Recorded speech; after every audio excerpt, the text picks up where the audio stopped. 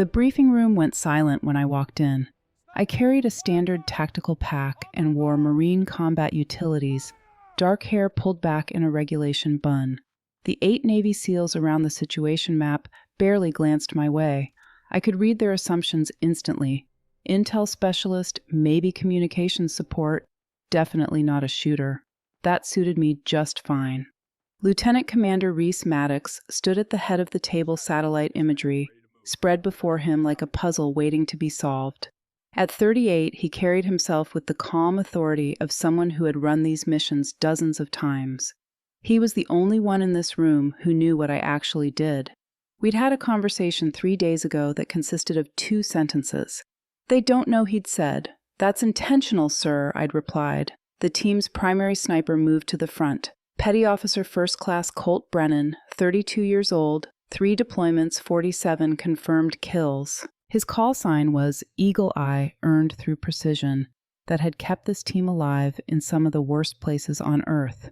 He pointed to a ridgeline on the satellite image with the confidence of a man who knew exactly what he was doing. "That's my position," Brennan said. 800 meters clear line of sight, minimal wind interference at that hour. I watched him trace the shot mentally. He was good, very good. Just not as good as he'd need to be if this went sideways. Hayes Drummond, the team's breacher, gestured toward an empty seat near the communications gear. At 29, with a thick beard and friendly eyes, he was the kind of operator who looked out for everyone. I nodded my thanks, but remained standing against the back wall. The gesture was noted and quickly forgotten. Perfect. The target compound sat in a valley 12 kilometers from the Pakistani border. High-value individual confirmed present. Narrow window for extraction. Standard direct action mission with one critical requirement: precision overwatch from elevated positions. The enemy had learned to expect American raiders. They would be ready. Maddox traced the infiltration route with a laser pointer, his voice carrying the calm authority of a man who had run these missions dozens of times. The team would insert via helicopter at a landing zone 3 clicks north, move through mountainous terrain under darkness, establish overwatch positions before dawn, neutralize the target during a scheduled meeting at 0600. Brennan leaned forward to study the topography. His finger moved across the terrain model someone had constructed on a side table, tracing probable wind patterns and calculating range estimates with the casual fluency of a master craftsman discussing his trade. I stepped slightly closer. The movement was subtle enough that only Maddox noticed. The lieutenant commander caught my eye and gave the smallest nod. I settled back against the wall. Wyatt Kane, the youngest member of the team at 26, asked about secondary exfiltration routes if the primary was compromised. Maddox outlined the contingencies, while I remained motionless, my breathing controlled, my posture relaxed but centered. Anyone with training in body language might have recognized the stillness of someone comfortable with violence. But these men were focused on the mission, not on analyzing the woman they assumed was there to carry extra batteries and relay messages. "Before we continue," Maddox said, shifting his attention briefly to the rest of the team, "I want to make sure everyone understands the support element. Callahan is attached to this operation under JSOC directive. Her presence is need to know, her background is classified, and her role will be clarified as necessary." A few SEALs exchanged glances. Classified support usually meant intelligence analysts or specialized technical personnel. My slight build and quiet demeanor did nothing to challenge that assumption. I offered no explanation, and Maddox provided none. The briefing continued. Exfiltration timing, air support windows, rules of engagement, medical contingencies. Each SEAL absorbed the information with professional focus, their questions precise and tactical. I listened without interrupting, my eyes moving from the map to the faces around me, cataloging everything. "Final equipment check is at 2200, Maddox announced. "Wheels up at 2330. We insert at 0100 local time. Any questions?" Drummond raised a hand. "Does Callahan need any special accommodation for gear or positioning during insert?" The question was asked without condescension, purely practical. I spoke for the first time since entering the room. "Standard combat load. I'll position wherever the team needs me." My accent was neutral American. my tone professional. Nothing remarkable, nothing that suggested anything beyond basic military competence. Drummond nodded and returned his attention to the map. The briefing broke up 20 minutes later. SEALs filed out discussing sectors and timing their camaraderie, evident in the shorthand of men who had trained together for years. I gathered my pack and turned toward the door. Maddox called my name. I paused. When the room was empty, the lieutenant commander crossed to where I stood. His voice dropped to a tone meant only for me. "They don't know," he said. My expression remained neutral.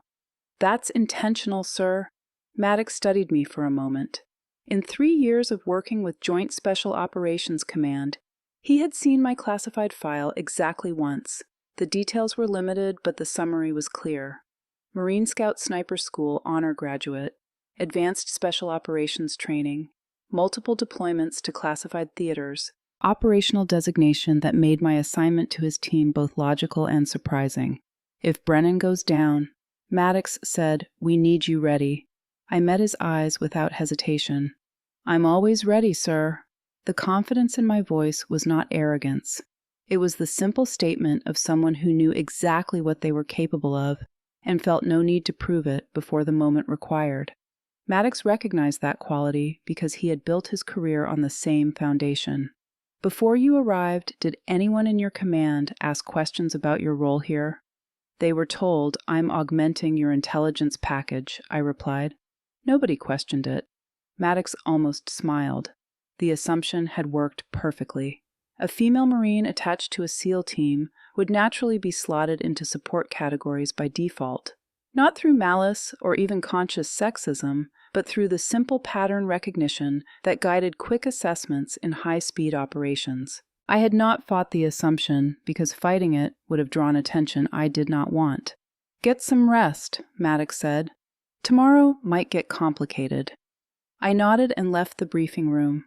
The hallway outside was empty fluorescent lights humming overhead in the deployed base that served as staging for a dozen teams running missions across the region. I walked with the easy gait of someone comfortable in combat boots, my pack riding naturally on shoulders that had carried such loads across mountains and deserts for years. In my assigned quarters, I laid out my equipment with methodical precision. Body armor ammunition pouches, medical kit communications gear, and wrapped in a weatherproof case at the bottom of my pack, the tool that defined my actual purpose on this mission. The rifle was a custom-built precision weapon chambered in .308 Winchester, topped with optics that cost more than most cars. I assembled it without looking, my hands moving through the familiar ritual of checking every component: bolt, trigger, assembly, scope, mounts. Every piece had been zeroed to my exact specifications, every adjustment calibrated through thousands of rounds, fired in conditions ranging from Arctic cold to desert heat. I did not think about the SEALs and their assumptions. That would resolve itself when circumstances demanded. Instead, I thought about wind patterns at dawn in mountainous terrain, about the way temperature shifts affected ballistics at extended range, about the 100 variables that separated good shots from perfect shots. I had learned my craft from instructors who believed that sniping was not about pulling triggers, but about controlling chaos through perfect preparation. I had learned that the weapon was only as good as the mind behind it. And I had learned that reputation meant nothing compared to results. My call sign was known in certain circles, spoken with the kind of respect reserved for operators who delivered when everything else failed. But tomorrow, the SEALs would learn it for the first time. And they would learn it because someone was about to go down and someone else was about to step up in ways none of them expected. I finished my equipment check and sat on the rack rifle case across my knees. Outside, the base hummed with activity. Helicopters spooled up for other missions. Trucks moved supplies. Young Marines and soldiers went about the business of supporting the war machine that never slept. I closed my eyes and visualized the terrain, the ridgeline, the compound, the distances and angles. In my mind, I ran through the shots Brennan would take, then through the shots I might need to take if his position was compromised. I thought through contingencies and backup plans, building the mental architecture that would support split-second decisions when bullets started flying. Nobody knew that I had spent 6 months in a classified role supporting Delta Force operations. Nobody knew about the nights I had held impossible angles while assault teams moved through structures below.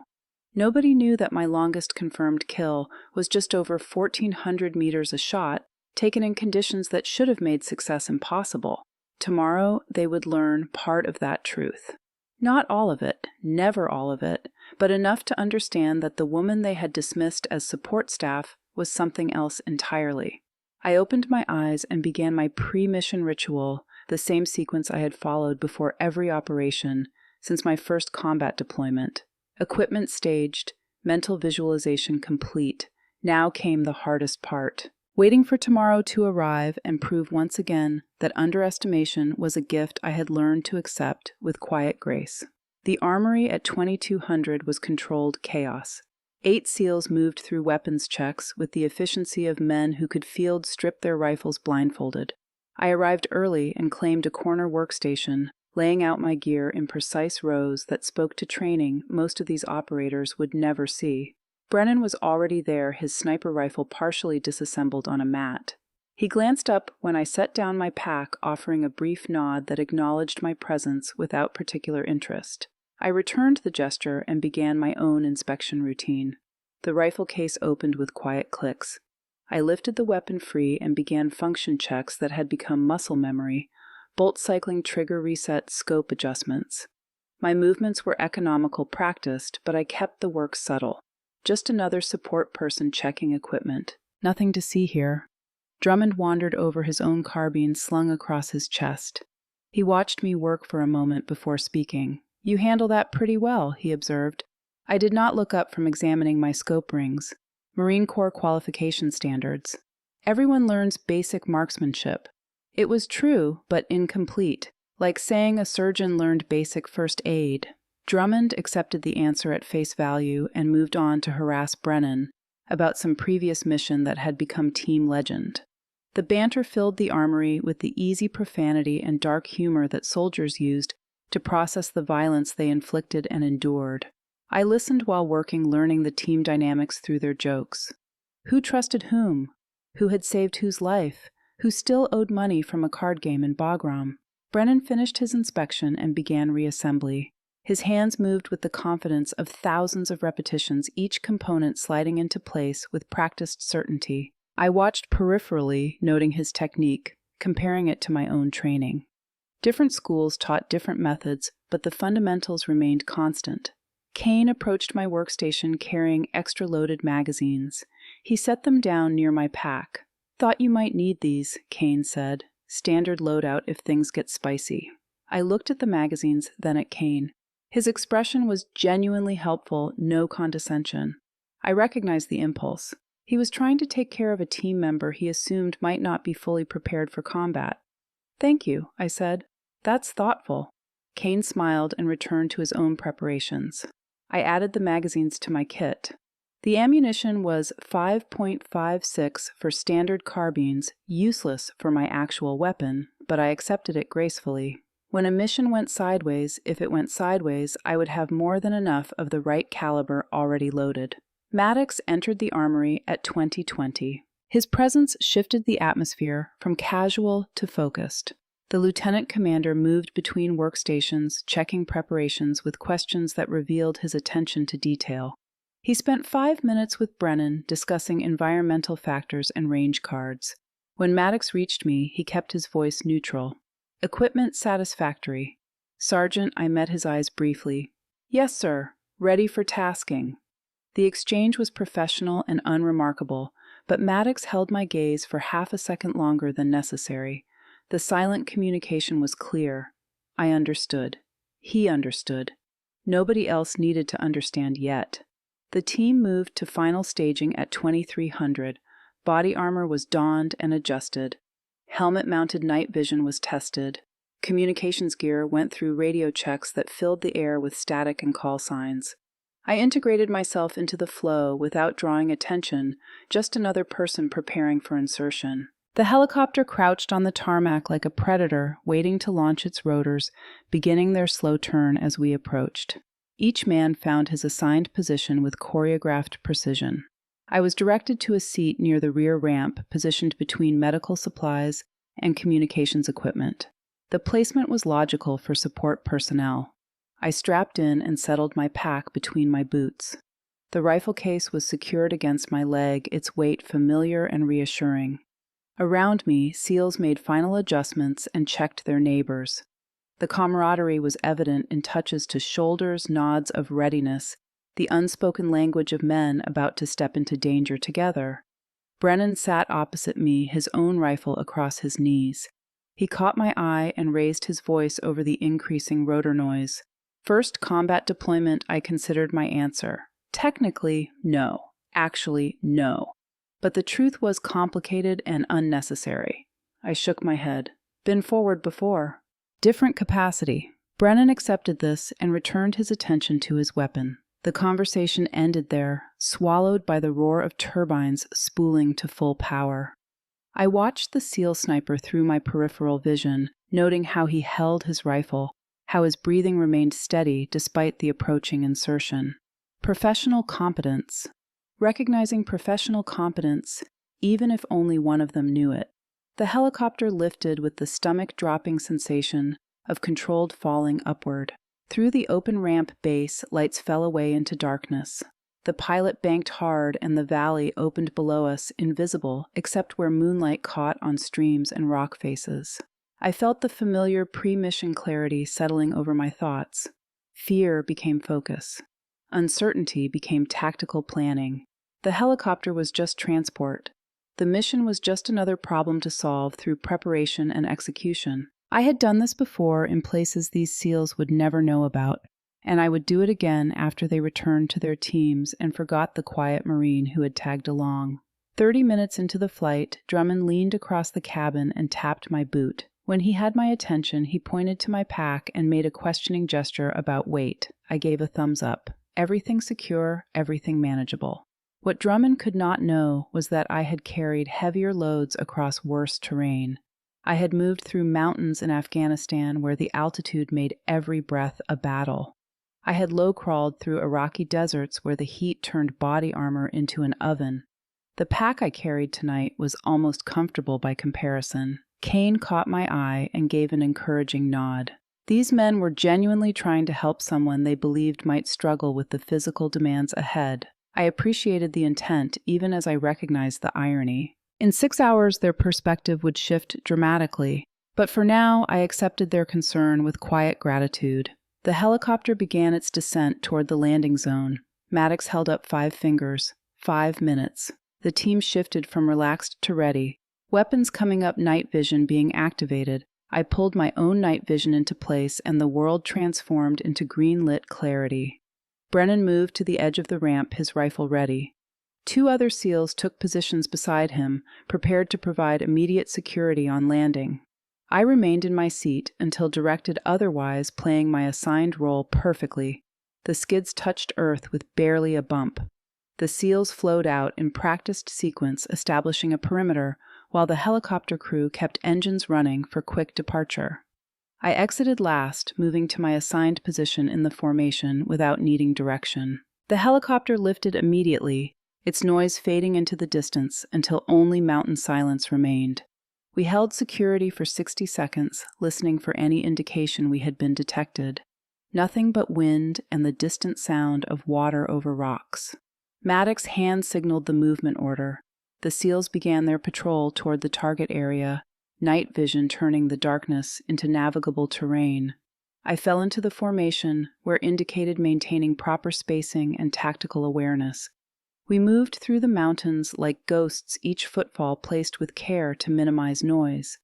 I matched their pace easily, my breathing controlled despite the elevation and the weight I carried. The SEALs demonstrated the skills that made them elite, but I had trained in the same mountains under instructors who believed movement discipline was the difference between mission success and body bags.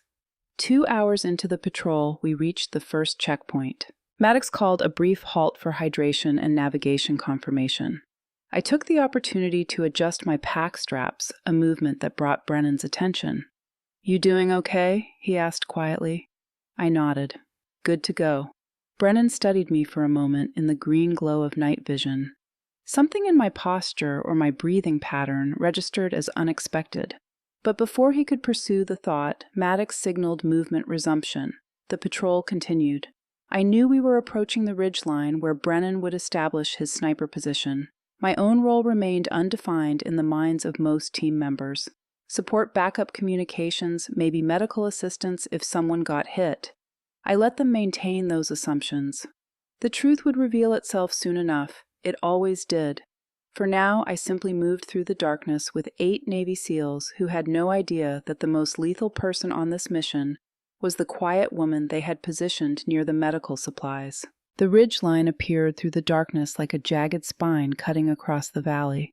Brennan moved forward with Maddox to scout the primary sniper position, while the rest of us established a defensive perimeter. I remained with the main element, my position assigned, near a cluster of rocks that provided cover and concealment. I used the pause to study the terrain through my night vision. The target compound sat 800 meters downslope, exactly as the briefing had indicated. Stone walls surrounded a central courtyard where intelligence suggested the high-value target would meet his associates at dawn. Guard towers at 2 corners, single vehicle gate on the north side. Predictable defenses for someone who believed his remote location provided security. Brennan returned 15 minutes later and set up his position with methodical care. He cleared rocks that might interfere with his shooting platform, arranged his gear for quick access, and settled into a prone position that would allow him to remain comfortable for hours. I watched the process with professional interest, noting techniques that matched my own training and small variations that reflected his personal experience. Drummond moved past me to deliver extra ammunition to Brennan. He paused beside me on the return trip. "You'll be here if we need communications relay," Drummond said quietly. "Stay low and stay quiet. This position might take indirect fire if things go bad." I acknowledged the warning with a nod. Drummond meant well. He was trying to prepare someone he believed might not fully grasp the danger of being on a ridgeline when the enemy started shooting back. I appreciated his concern even as I calculated fields of fire and covered positions with the automatic assessment of someone who had survived situations far worse than this. The team settled into pre-dawn stillness. SEALs occupied positions that provided overlapping fields of fire while remaining concealed from the compound below. Maddox established the command position near Brennan, close enough to coordinate but far enough to avoid clustering. I remained where positioned, sitting with my back against a boulder that provided protection from below. I opened my pack with careful silence and extracted the items I would need when circumstances changed. The rifle case came out first, placed beside me, with the opening facing away from curious eyes. Extra magazines went within easy reach. Rangefinder, Kestrel weather meter, the tools of precision shooting arranged in the configuration I had used on 3 continents. Nobody was watching. They were focused on the compound, on their sectors of responsibility, on the mission that was about to unfold. I used their distraction to prepare for the role I knew was coming. Not hoped, not suspected, knew. Because Maddox had read the same intelligence reports I had read, and those reports indicated enemy counter-sniper capability in this region. The sky began its slow transition from black to deep blue. Stars faded incrementally as the horizon prepared for sunrise. In the compound below, lights appeared in windows. Movement began. Guards changing shifts. Someone starting a cooking fire. The mundane routine of a place that did not yet know death was watching from above. Brennan made minute adjustments to his scope. His breathing had settled into the shallow rhythm snipers use to minimize movement. I recognized the pattern because I employed the same technique. Slow the heart rate, control the breath, become part of the landscape rather than a person occupying it. Maddox keyed his radio with a click. All positions reported ready. The mission timeline was entering its critical phase. Within the next hour, the target would appear for his meeting, and Brennan would take the shot that justified this entire operation. I opened my rifle case with movements so subtle they produced no sound. The weapon emerged in pieces that I assembled by touch rather than sight. Stock attached, optic-mounted bolt inserted and cycled to verify function. The familiar weight settled into my hands like an extension of my own body. I kept the rifle low below the sight line of the SEALs around me. This was preparation, not presumption. If Brennan completed his mission successfully, my weapon would return to its case unused, and nobody would question why the support Marine had brought precision shooting equipment. If Brennan went down, questions would become irrelevant, because mission success would demand immediate action. The compound grew clearer as dawn approached. I could make out details now without night vision. The guard towers held 2 men each, both carrying AK pattern rifles, with casual familiarity. A technical vehicle sat near the gate, its mounted machine gun unmanned but accessible. The central building showed signs of recent reinforcement. Someone had added sandbags and improved the firing positions. Brennan noted the same details through his scope. He whispered observations to Maddox, who marked them on his tactical map. The intelligence had been accurate but incomplete. The target had upgraded his security since the last satellite pass. That complicated things, but did not fundamentally change the mission parameters. Movement in the compound drew everyone's attention. A convoy of 3 vehicles approached from the south dust trails, visible in the growing light. They entered through the main gate and disgorged passengers who moved with military bearing. Not the target yet, but associates arriving for the meeting. I counted 8 new combatants, all armed, all moving with tactical awareness that suggested training beyond basic militia level. I filed the information away and continued my own preparation. My shooting position was not ideal from this angle. If I needed to engage, I would have to move 12 meters to my left, where a natural depression provided better sight lines. Brennan shifted slightly, adjusting for the new positions of guards and associates. His shot angle remained clear, but the margin for error had decreased. More people in the compound meant more eyes potentially looking outward at the wrong moment. The sun broke the horizon with sudden brilliance that transformed the valley. Brennan flipped his scope to daylight settings. Maddox scanned the compound through binoculars, searching for the specific face we had been sent to find. The SEALs maintained their positions with the patience of men who understood that rushed operations produced casualties. I felt the familiar pre-engagement clarity settling over my thoughts. Time seemed to slow and sharpen simultaneously. I was aware of wind speed, temperature, the angle of sunlight, the distance to targets both seen and anticipated. My mind ran calculations automatically, building a tactical picture that would support split-second decisions if required. A black SUV emerged from the main building. The doors opened and 3 men stepped out. Maddox stiffened slightly. Brennan adjusted his scope fractionally. The target had appeared. I could see him even without optics. Medium height, gray beard, moving with the confidence of someone who believed himself untouchable. He wore traditional clothing, but carried himself like a man accustomed to giving orders that resulted in death. Intelligence photos matched the figure crossing the courtyard. Brennan began his breathing cycle finger, moving to the trigger, final calculations being processed. The shot was perhaps 90 seconds away. Then everything changed. The crack of a rifle shot echoed across the valley, but it did not come from Brennan's position. It came from a hillside 700 meters to the east. The sound was followed immediately by the wet impact of a bullet striking flesh. Brennan jerked backward, his shoulder erupting in blood. He collapsed behind his rifle, gasping in shock and pain. The enemy had a sniper, and that sniper had just taken out the primary American shooter before the mission could begin. Maddox was moving before Brennan hit the ground, dragging the wounded SEAL away from the exposed position.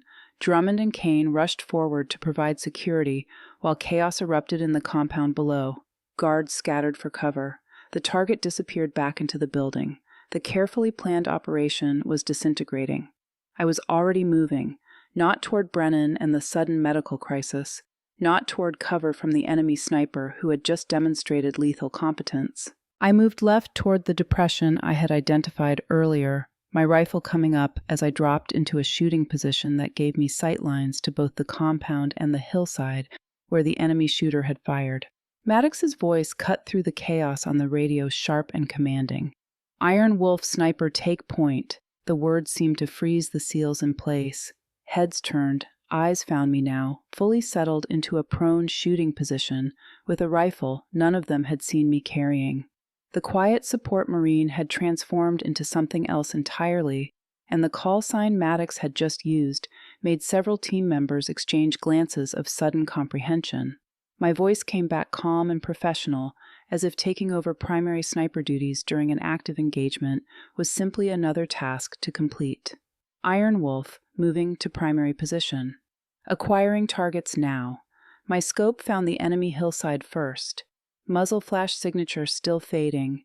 Distance 730 meters. Wind 3 knots from the west. Temperature rising. I made microscopic adjustments and waited for the enemy sniper to make his inevitable mistake. In the compound, the target was being rushed toward an armored vehicle. Guards provided covering fire toward our position, even though they had no clear targets. Bullets impacted rocks around the SEAL perimeter. Kane returned fire with controlled bursts, but I ignored all of it. My world had narrowed to the scope picture and the enemy sniper who thought he had won this engagement. I controlled my breathing, slowed my heart rate, became absolutely still. The enemy shooter shifted position, probably preparing for a follow-up shot. The movement was minimal, but enough. I saw the outline, calculated, compensated, squeezed. My rifle spoke once. The sound was sharp and final. 730 meters away, the enemy sniper dropped from sight. I watched through my scope as the figure collapsed behind the ridgeline. The threat was neutralized, but there was no time to confirm the kill. The compound below had erupted into coordinated defensive action that suggested these were not the amateur fighters intelligence had predicted. I shifted my aim point to the compound. Guards were moving with tactical discipline, establishing overlapping fields of fire and using cover effectively. The target had disappeared into the armored vehicle, which was now maneuvering toward the gate. I had perhaps 20 seconds before he escaped. The vehicle presented a problem. Armored glass reinforced body panels. A direct shot through the windshield might penetrate, but the angle was poor and the target was not visible. I scanned for alternatives, my mind processing options with mechanical efficiency. There. The driver's window was partially open. Not much, maybe 4 inches, but enough. The geometry was difficult. I would need to thread the shot through that narrow gap at an angle that allowed the bullet to continue into the passenger compartment where the target sat. I made rapid calculations. 812 meters to the vehicle. Wind had shifted to 4 knots. Temperature climbing as the sun rose. The vehicle was moving at approximately 15 kilometers per hour. I had one chance. My breathing slowed to almost nothing. The crosshair settled 6 inches ahead of the driver's window, compensating for vehicle movement and bullet flight time. The world reduced to that single point of focus. I pressed the trigger with steady pressure. The rifle recoiled. The bullet flew. Time seemed to suspend as the round crossed the valley. I was already cycling the bolt, chambering a fresh round, maintaining sight picture. 800 meters at 3,000 feet per second meant roughly 1 second of flight time, plus the margin for calculation errors and environmental factors. The vehicle's front window exploded. The driver slumped forward. The SUV swerved violently and crashed into a compound wall. I shifted my aim to the passenger door that was now forced open by someone trying to escape the crashed vehicle. A figure emerged, stumbling. Gray beard, traditional clothing. The target. My second shot took him center mass before his feet fully cleared the vehicle. He dropped like a puppet with cut strings. Mission accomplished, but the compound was not finished fighting. Behind me, Maddox was coordinating the chaos. Brennan was being treated by Kane, who had medical training. Drummond and 2 other SEALs were laying down suppressing fire toward guard positions that had started shooting at our location. The team was pinned down by enemy fire that was becoming increasingly accurate. I ignored the noise and confusion. My job was not suppression. My job was precision elimination of threats. I methodically began working through the compound defenders. Guard Tower 1 held 2 men with AK rifles. They were firing wildly in the general direction of the SEAL position, but without clear targets. I put a round through the first guard's chest, cycled the bolt. The second guard turned to see his partner fall, and I shot him before he could acquire my position. Tower 1 neutralized, muzzle flash from a window in the main building. Someone with a PKM machine gun was raking the hillside with fire that came close enough to make the SEALs hug the ground. I waited for the shooter to pause to change ammunition belts. When he leaned out to scan for targets, I placed a round through his skull. The machine gun went silent. Movement near the gate. 3 fighters attempting to flank around to a position that would give them enfilade fire on the SEAL perimeter. I tracked the lead man, fired, he fell. The second man froze in confusion, and I dropped him with my next shot. The third man had the good sense to retreat back into cover. Drummond had stopped firing. He was staring at me with an expression that mixed shock with dawning comprehension. Around him, other SEALs were beginning to understand that the quiet Marine they had dismissed as support was systematically dismantling the enemy force with surgical precision. Maddox keyed his radio. "Iron Wolf. What's your ammunition status?" I answered without taking my eye from the scope. 14 rounds remaining, 7 targets identified. Request clearance to continue engagement. Cleared, Hot Maddox replied. We're preparing to move Brennan to the extraction point. Keep them off us. I acknowledged and returned to my work. The compound defenders were becoming disorganized. Their sniper was dead, their leader was dead. The Americans who were supposed to be pinned down were instead executing them one shot at a time from a position they could not locate. A technical vehicle started its engine and began moving toward the gate. If it escaped with reinforcements or heavy weapons, the tactical situation would deteriorate rapidly. I aimed for the driver, but the vehicle was moving erratically, and the shot was partially obscured by the machine gun mounted in the bed. I shifted my aim point. The Technical's front tire exploded as my bullet struck it at the valve stem. The vehicle swerved and crashed into a wall, immobilizing it. The gunner in the back scrambled for the machine gun. I shot him before he could swing the weapon toward the SEAL position. Behind me, the team was moving. 2 SEALs carried Brennan in a hasty litter fashioned from tactical gear. Kane covered their movement while Drummond maintained rear security. They were withdrawing toward the extraction point 3 kilometers north. Maddox moved to my position. He dropped into cover beside me and spoke quietly despite the chaos. "Can you cover our withdrawal?" I fired again. Another guard dropped near the compound gate. "Affirmative. I'll displace in 2 minutes and catch up." Maddox hesitated. Leaving a single operator behind went against every instinct. But he also recognized that I was currently the only thing preventing the enemy from organizing an effective pursuit. He made the tactical decision. 2 minutes, then you move. That's an order. I nodded. Maddox disappeared, moving after his team with the ground-eating pace of a man who had learned to run in combat boots. I returned my attention to the compound. The defenders were trying to organize. I could see someone directing others from the doorway of the main building, probably a lieutenant or advisor who had survived the initial engagement. I put a round through the doorway. The directing stopped. 90 seconds. The SEALs would be clear of immediate danger, but still vulnerable to pursuit. I needed to ensure that pursuit did not materialize. I began engaging anything that looked like leadership or initiative. A man trying to rally others near the gate. Shot. Someone attempting to call on a radio. Shot. 2 fighters preparing to leave the compound in a direction that would intercept the American withdrawal. Both shot in rapid succession. My ammunition was running low. 8 rounds left. The compound had gone quiet. Bodies littered the courtyard. The survivors had taken cover and were staying there, unwilling to expose themselves to the invisible death that had claimed their comrades. I began my own withdrawal. I collected my brass out of habit and professional pride, then broke down my shooting position. The rifle was collapsed and secured. My pack was shouldered. In 30 seconds, I had erased most evidence of my presence.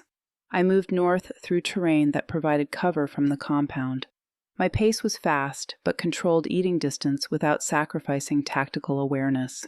Behind me, sporadic gunfire suggested the defenders were shooting at shadows. They had lost the will to pursue. 20 minutes of hard movement brought me to a rally point where Drummond was pulling security.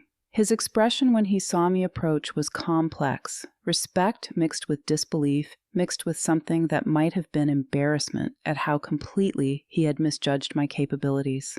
I reached his position and took a knee, breathing heavily but still maintaining weapons discipline.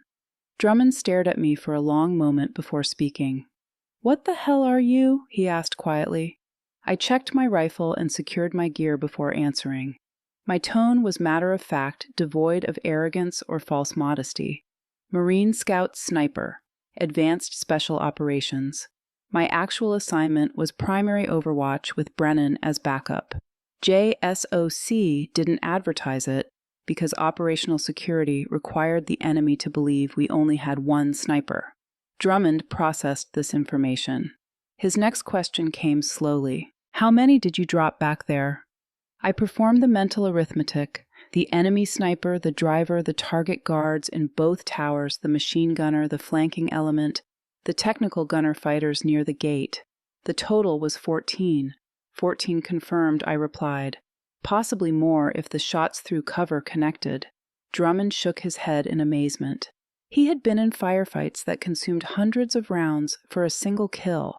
I had just executed 14 precision shots under combat stress in less than 10 minutes. He started to say something else, but Maddox's voice came over the radio calling for movement to the extraction point. We moved together through the remaining distance. Brennan was conscious and stable, his wounds serious but not life-threatening, thanks to Kane's immediate treatment.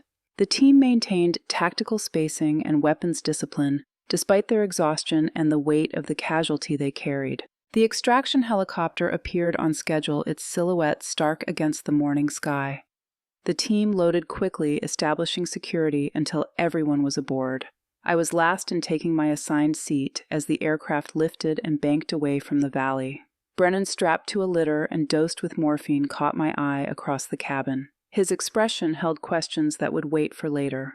Around me, SEALs who had started this mission, assuming I was support personnel, were now reassessing everything they thought they knew. Maddox sat beside me as the helicopter gained altitude. He did not say anything immediately. The mission had succeeded despite catastrophic deviation from the plan. The target was eliminated. The team was intact, minus one wounded. By any measure, it was a win. Finally, Maddox leaned close enough to be heard over the engine noise. "Iron Wolf," he said. "Where did that call sign come from?" I looked out at the valley falling away below. Somewhere down there were 14 men who had learned too late that underestimating the quiet woman had been their final mistake. I answered without turning my head. Wolves hunt in silence, and they never miss. The base medical facility smelled of antiseptic and old coffee. Brennan was wheeled into surgery while the rest of the team went through post-mission procedures. Equipment turned in, weapons cleaned, debriefs scheduled. The routine tasks that followed combat operations, regardless of how those operations had gone. I sat alone in an equipment bay, methodically cleaning my rifle. The weapon had performed flawlessly, but I maintained it with the same obsessive attention I always did. Each component was inspected, cleaned, lubricated, and reassembled. The ritual was calming after the chaos of the morning. Footsteps approached. I looked up to see Kane standing in the doorway, 2 bottles of water in his hands. He offered one to me without speaking. I accepted it, and he sat down on a gear crate nearby. "We thought you were intel," Kane said, finally. "Or maybe comms. Brennan even joked you might be someone's sister getting a deployment vacation." I did not respond immediately. I continued working on my rifle, running a patch through the barrel with practiced strokes. Kane watched my hands move with the kind of precision that spoke to thousands of hours of practice. "I'm sorry we didn't take you seriously," Kane continued. "That was on us." I set down my cleaning rod and looked at him directly. "You had no reason to think otherwise. The operational security requirements meant I couldn't correct your assumptions. No apology necessary." Kane nodded but still looked uncomfortable. "Still," he said, "you saved the mission. You saved us. Brennan would be dead if that enemy sniper had gotten a second shot." I picked up my bolt carrier group and began inspecting it. Brennan would have done the same for me. That's what teammates do. The simple statement seemed to ease something in Kane's expression. He took a long drink of water and changed the subject slightly. "Where did you learn to shoot like that? I've been through advanced marksmanship courses, and I couldn't make half those shots you made today." I considered how much to reveal. The truth was complicated and mostly classified, but Kane had fought beside me and earned some measure of honesty. Marine Scout Sniper School, I said. Then advanced special operations training with instructors who had been shooting longer than I've been alive. Then 3 deployments doing work that doesn't appear in official records. You learn or you don't come home. Kane absorbed this. How many deployments total counting this one? 6, I replied. Iraq twice, Afghanistan 3 times, and 6 months attached to a unit I can't name, doing things I can't discuss. The mystery seemed to satisfy Kane more than details would have. He stood to leave, but paused at the doorway. For what it's worth, he said, I'm glad you were with us today, and I'm glad I was wrong about you. I gave him a slight smile. I'm glad you were wrong, too. After Kane left, I finished my weapon maintenance and secured my gear. The debrief was scheduled for 1400 hours. I had time to shower and grab food before facing the questions that would come. Questions about my shot selection, my tactical decisions, my displacement from assigned position. Except Maddox had authorized it. Iron Wolf Sniper Take Point. Those 4 words had shifted me from support to primary sniper, and everything that followed had been within the scope of that authorization. Still, someone higher up the chain of command would want explanations for why the mission profile had changed so dramatically. The shower was brief and hot. I stood under the spray and let the water wash away the dust and sweat of the morning. My shoulder ached from the rifle's recoil. 14 shots in rapid succession, some of them from awkward positions, had left my muscles protesting. I would be sore tomorrow, but that was acceptable. 6 men alive was worth some muscle pain. The dining facility was mostly empty during the midday lull. I filled a tray with food I did not particularly want, but knew I needed to eat. I found a corner table and began mechanically consuming calories, while my mind replayed the engagement. The enemy sniper had been good, not great, but competent enough to hit Brennan on a first shot from 700 meters. That suggested training beyond militia standard. Syrian-Iranian advisor foreign fighter with military experience. The question nagged at me because it implied enemy capability assessments might be wrong. Drummond appeared with his own tray and sat down across from me without asking. He ate in silence for several minutes before speaking. Maddox wants to see you before the debrief, he said. His office at 1330. I nodded acknowledgement. Drummond continued eating, but his body language suggested he had more to say. I waited. I've been doing this for 8 years, Drummond finally said. SEAL teams, direct action, the whole package. I've worked with some serious operators, but what you did today was something else. I took a drink of water. I did my job. Drummond shook his head. No, your job was support and communications. What you did was save our entire operation from turning into a disaster. Brennan goes down, we lose Overwatch, the target escapes, and we're taking fire from defenders we can't effectively engage. That mission was dead. You brought it back. The compliment was genuine, and I recognized it as such. But I also understood that Drummond was processing his own assumptions and how badly they had misled him. I chose my words carefully. The enemy made mistakes, I said. They revealed their sniper position with the first shot. They didn't anticipate a backup shooter. Their leader exposed himself during the confusion. I exploited their errors. That's not exceptional. That's basic tactics. Drummond studied my expression. You really believe that? It was not a question, but I answered anyway. I believe that confidence without competence gets people killed.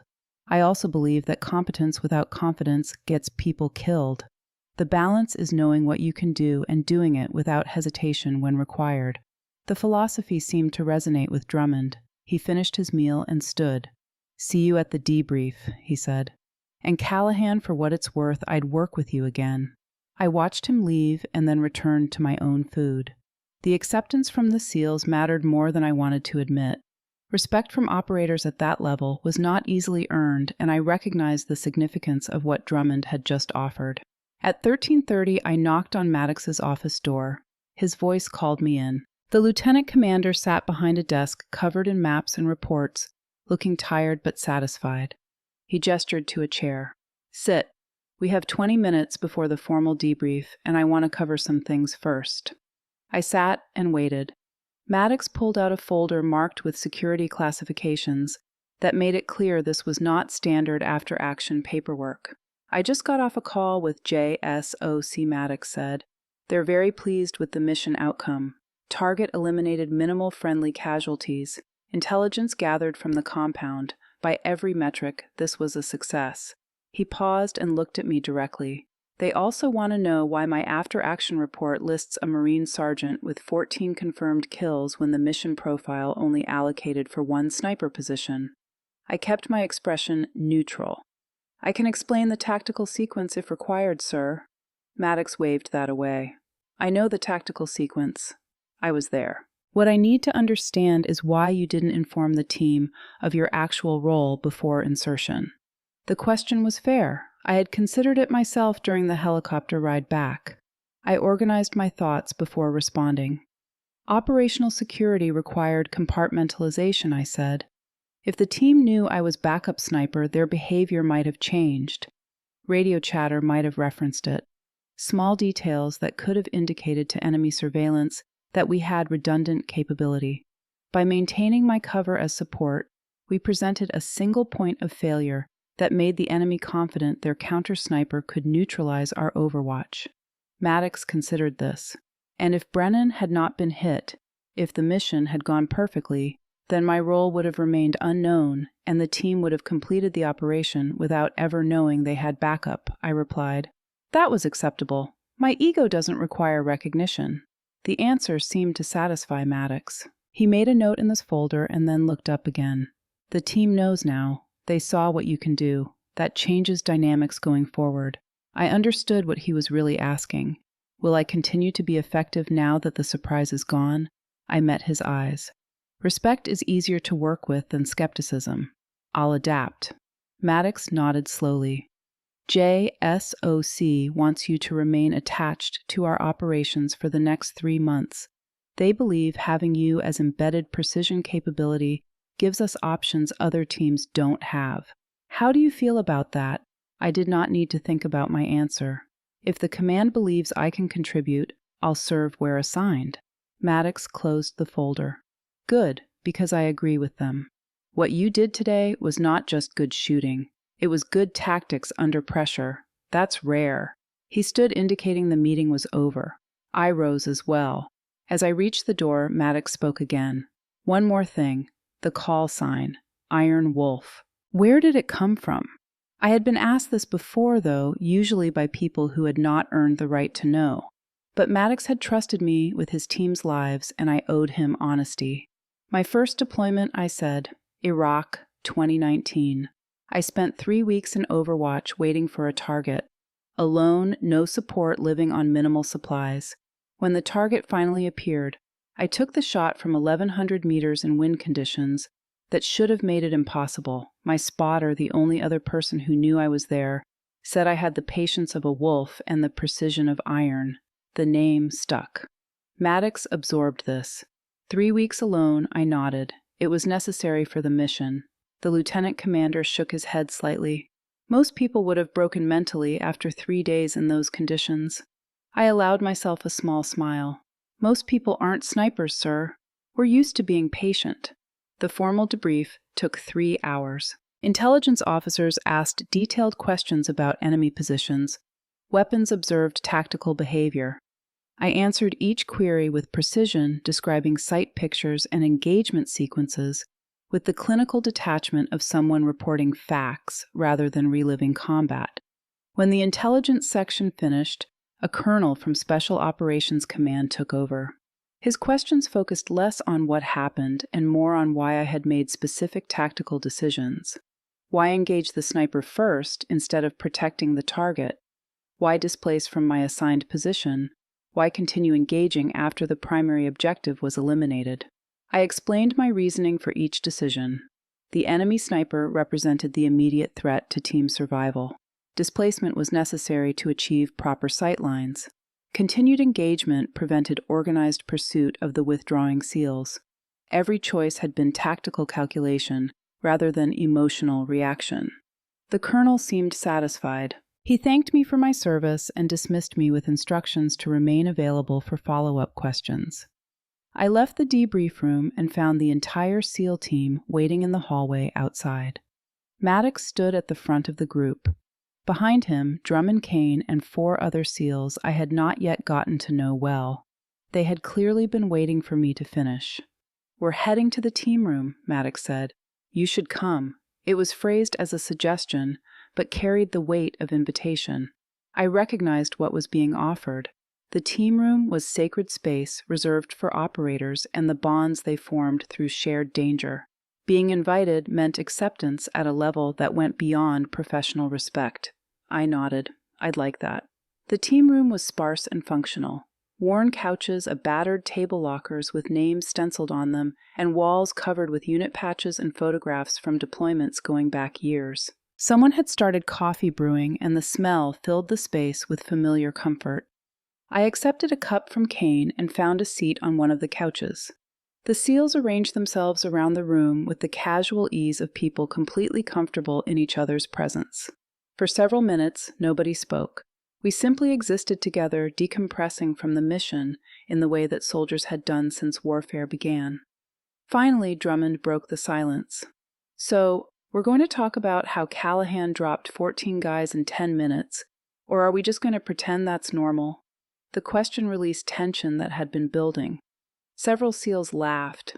I found myself smiling despite my usual reserve. 14 confirmed, one of the other SEALs said. His name was Rodriguez, and he had been pulling rear security during the engagement. "But I'm betting some of those shots through walls connected too. Could be 16 or 17. I shook my head. "I only count confirmed visual kills. Anything else is speculation." Kane leaned forward from his position against the wall. "Walk us through it." "The enemy sniper shot. What happened next from your perspective?" I set down my coffee and considered how to explain the cognitive process that had guided my actions. It was difficult to articulate something that had become mostly instinct through repetition. "Brennan went down," I began. My immediate assessment was that the enemy had a competent marksman in an elevated position we hadn't identified during planning. That represented a critical threat because he could systematically eliminate our team while we were pinned by compound defenders. I paused to organize my thoughts. The first priority was neutralizing that sniper. I'd already identified a better shooting position during our initial setup, so I displaced while Maddox was moving Brennan to cover. The enemy shooter had revealed his location with muzzle flash, and I had range and wind data from observing Brennan's earlier work. "You took one shot," Rodriguez said. 730 meters moving target. Who knew Americans were present, and you dropped him first round. I nodded. He made a mistake. After hitting Brennan, he shifted position to acquire a second target. The movement gave me a clear silhouette for 2 seconds. That was enough. Drummond whistled softly. "Most snipers I know would have taken 3 or 4 shots to bracket that target. You trusted your first round calculation." "Hesitation gets people killed," I replied simply. I had confidence in my data and my weapon. The shot was difficult, but achievable. "What about the target himself?" Kane asked. "The vehicle was moving. He was in an armored SUV, and you threaded a shot through a partially open window."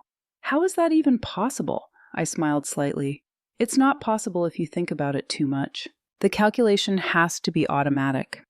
Distance, movement, angle, environmental factors. Your brain processes all of it faster than conscious thought if you've done it enough times." I leaned back into the couch. I saw the window gap and recognized it as the only viable shot opportunity. The vehicle was moving in a predictable pattern, and I had perhaps 3 seconds before it reached cover.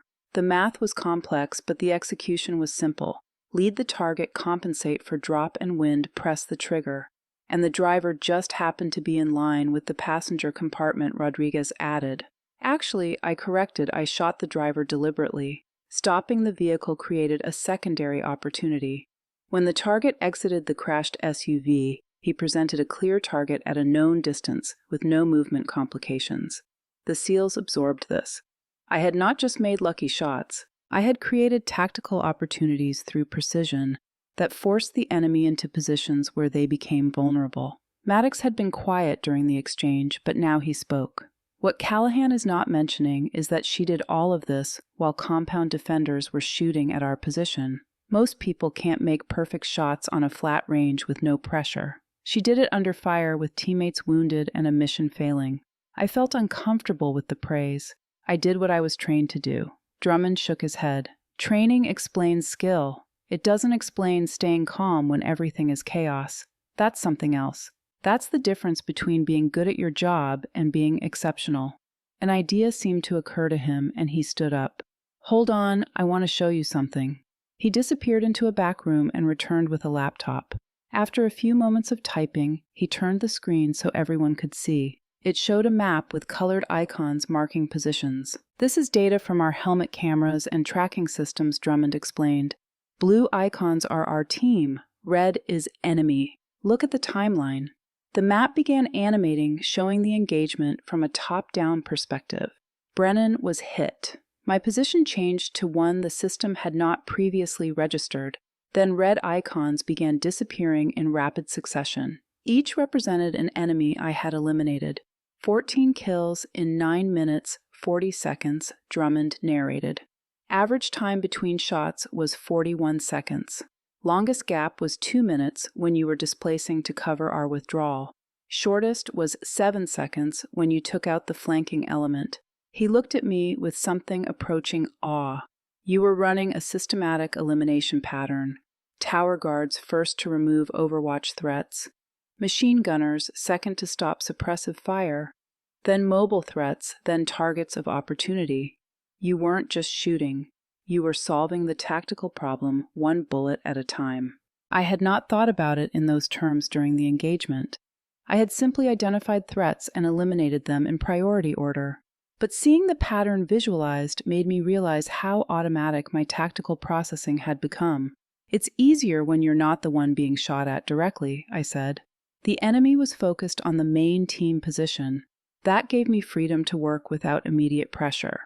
Kane laughed. You had freedom because they didn't know where you were. And they didn't know where you were because you kept moving and never gave them a second shot from the same position. That's tradecraft at a level most snipers never achieve. The conversation continued for another hour. SEALs asked questions about specific shots, about my training, about other missions I had run. I answered what I could while keeping classified details appropriately vague.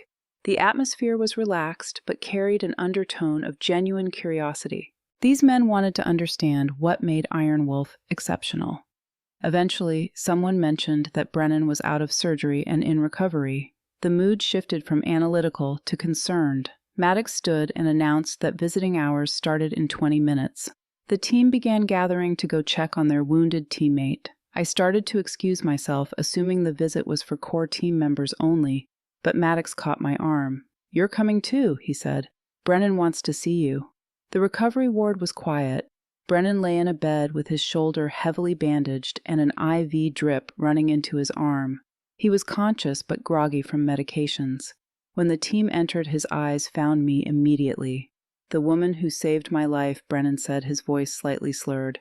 They told me you took over my shot, told me you got 14. I don't believe it. I approached his bedside. 14 confirmed. The target is eliminated. Mission accomplished. Brennan tried to laugh, but it turned into a wince. My shot was supposed to be the easy one. 800 meters stationary target, perfect conditions. You got stuck with the hard version. Someone had to, I replied. You would have done the same. Brennan reached out with his good hand, and I took it. His grip was weak, but the gesture was significant. Thank you, he said quietly. Seriously, thank you. The room fell silent. These men dealt with violence and death as profession, but gratitude between warriors carried weight that civilians could never fully understand. I squeezed Brennan's hand gently. Heal up fast. I prefer working with you as primary. Backup is stressful. That got a genuine laugh from Brennan, despite the pain. Your backup. Damn, the best sniper I know is playing second chair. What does that make me third chair now? Drummond called from across the room. Callahan moved up. The team stayed for 30 minutes, filling Brennan in on the debrief and the colonel's reaction. They carefully avoided mentioning how close the mission had come to complete failure, focusing instead on the successful outcome. Before we left, Brennan looked at me one more time. Iron Wolf. I heard Maddox use that call sign, but I didn't know what it meant. Now I do. You hunt in silence, and you never miss. I gave him a slight smile. Heal quickly. We have more work to do. 2 weeks passed in a blur of routine. Training exercises, equipment, maintenance, intelligence briefings on potential targets. The dynamic within the team had shifted in subtle but significant ways. I was no longer the quiet support Marine. I was Iron Wolf, and that carried expectations. Brennan remained on limited duty, his shoulder healing well, but not yet cleared for operations. He spent his time reviewing intelligence and helping plan future missions. When the official orders arrived, he was the first to find me. I was at the range, running through drills at various distances. Brennan approached with a folder in his hand and a grin on his face. "Just came through," he said, handing me the folder. "You're officially one of us now." I opened the folder. "Permanent attachment to SEAL Team 5, promotion to Staff Sergeant, effective immediately." There was more. A locker assignment in the team room, my name already stenciled on it. "Welcome to the team officially," Brennan said. "Try not to make the rest of us look bad with your ridiculous shooting." I smiled. "I'll do my best to miss occasionally, just to maintain your ego." That afternoon, Maddox called a team meeting. New intelligence had come in. A bomb maker operating near the Iraqi border, responsible for attacks that had killed dozens of coalition personnel. He was scheduled to meet with an unknown individual that intelligence suspected might be an even higher value capture opportunity. 2 objectives instead of 1. The tactical complexity multiplied. I studied the intelligence photographs spread across the table. The meeting was scheduled to occur in a remote farmhouse surrounded by open terrain. Good fields of fire for overwatch, but limited cover for approach. The SEALs would be exposed during their movement to the objective. "What's the priority?" I asked. "Primary target elimination or potential capture of the unknown individual." Maddox consulted his orders. "JSOC wants both if possible. Primary target is confirmed kill. Unknown individual is capture preferred, but kill authorized if capture is not feasible." I nodded and returned to studying the terrain. The farmhouse had a single approach road and open ground on all sides. Any assault would be visible from hundreds of meters away, unless it happened at night with element of surprise. Drummond pointed to an irrigation ditch that ran within 50 meters of the farmhouse. "If we use that for covered approach, we could get close before being detected. But we'd need overwatch to suppress any guards who spot us." I measured distances on the satellite imagery. The nearest elevation suitable for sniper support was 1,400 meters from the farmhouse. Extreme range even for my capabilities. I had made shots at that distance during training, but never in combat where variables multiplied. 1,400 meters, I said aloud. Possible, but difficult. Wind conditions at that range require perfect calculation. "Can you make the shots?" Maddox asked directly. I met his eyes. "I can make the shots. My accuracy at that range depends on environmental factors I can't fully predict. I'd estimate 80% confidence on individual targets lower if they're moving." Maddox considered this. 80% is better than 0. We need you on that position." The planning continued for hours. Insertion timing, communication protocols, extraction contingencies. I contributed throughout my tactical input, shaping the operation as much as any SEAL at the table. That evening, I returned to the range to practice at extreme distances. I set targets at 1,400 meters and began the painstaking process of refining my calculations. Wind reading at that range required reading mirage and vegetation movement across the entire bullet path. Temperature gradients affected trajectory in ways that were difficult to predict. Every variable mattered. Kane joined me after an hour. He watched me fire several shots, noting how I adjusted after each one based on impact observation. "That's a hell of a long shot," Kane observed. I nodded without taking my eye from the scope. "The bullet drops about 400 inches at this range. Wind can push it 3 feet laterally, and that assumes I calculated air density correctly based on temperature and altitude." I fired again. The shot impacted 6 inches left of center. I made a minor scope adjustment. "How do you even see the target at that distance?" Kane asked. "Magnification helps," I replied. "But mostly you're not shooting at what you see. You're shooting at where mathematics says the bullet will be when it arrives. The actual aiming point is several feet above and to the side of the target. Kane shook his head. I've done long-range shooting. I know the theory. But putting it into practice when people are shooting back is something else entirely. I fired 3 more rounds, grouping them within 8 inches at 1,400 meters. Acceptable accuracy, but not perfect. I would need to do better during the actual mission. The mind game is harder than the physical shot, I said. At this range, the bullet flight time is almost 2 seconds. You pull the trigger and wait. If the target moves during that time, you miss. If your wind call was wrong, you miss. If your range estimation was off by even 50 meters, you miss. I reloaded and continued. The key is accepting that you can't control everything. You make the best calculation possible with available data and trust your training. Doubt creates hesitation, and hesitation creates failure. Kane absorbed this philosophy. You make it sound simple. It is simple, I replied. Not easy, but simple. Calculate, compensate, execute. Everything else is just noise. 3 days later, we inserted for the operation. The helicopter dropped us 8 kilometers from the target to avoid acoustic detection. I separated from the team and began my solo movement toward the overwatch position, while the SEALs moved toward their covered approach route. The terrain was desert scrub and low hills. I moved through the darkness with careful navigation, using natural terrain features to mask my movement. The 1,400-meter shot required me to be on a specific ridgeline with a specific angle. There was no backup position that would work. I reached the ridgeline 2 hours before the scheduled meeting. Time to establish my hide range, the target area, and prepare for what would be the longest combat shots of my career. The farmhouse was barely visible, even through my scope at maximum magnification. I built my shooting position with meticulous care. Every rock placement mattered. Every angle had to be perfect. I used my laser rangefinder to confirm the distance. 1,417 meters. I recorded wind speed and direction at my position, knowing it would be different along the bullet path. The sun rose slowly, revealing the farmhouse and surrounding terrain. I could see guards moving around the property. I counted 4 external security and assumed more inside. The primary target, an unknown individual, had not yet arrived. Maddox checked in via radio.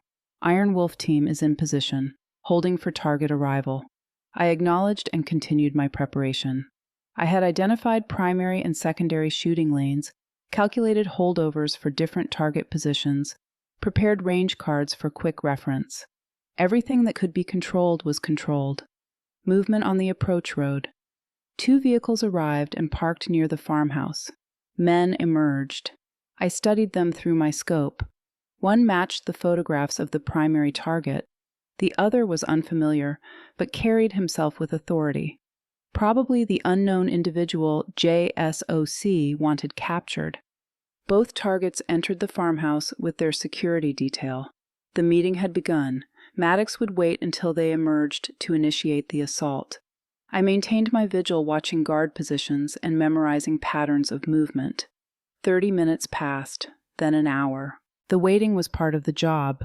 I remained motionless, controlling my breathing and maintaining focus despite the discomfort of my position. Finally, movement from the farmhouse. The primary target, an unknown individual, emerged, walking toward the vehicles while discussing something. This was the moment the SEALs would begin their approach, and I would need to provide precision fire support from almost a mile away. Maddox transmitted, "Team moving. Standby for targets of opportunity." I settled into my final shooting position. The primary target and unknown individual were 40 feet apart. Security personnel surrounded them. The geometry was challenging but workable.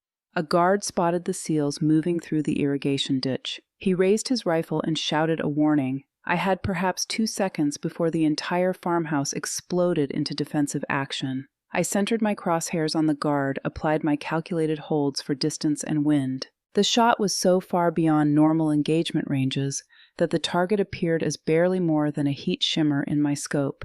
I pressed the trigger and began counting. 1,001, 1,002. The guard collapsed.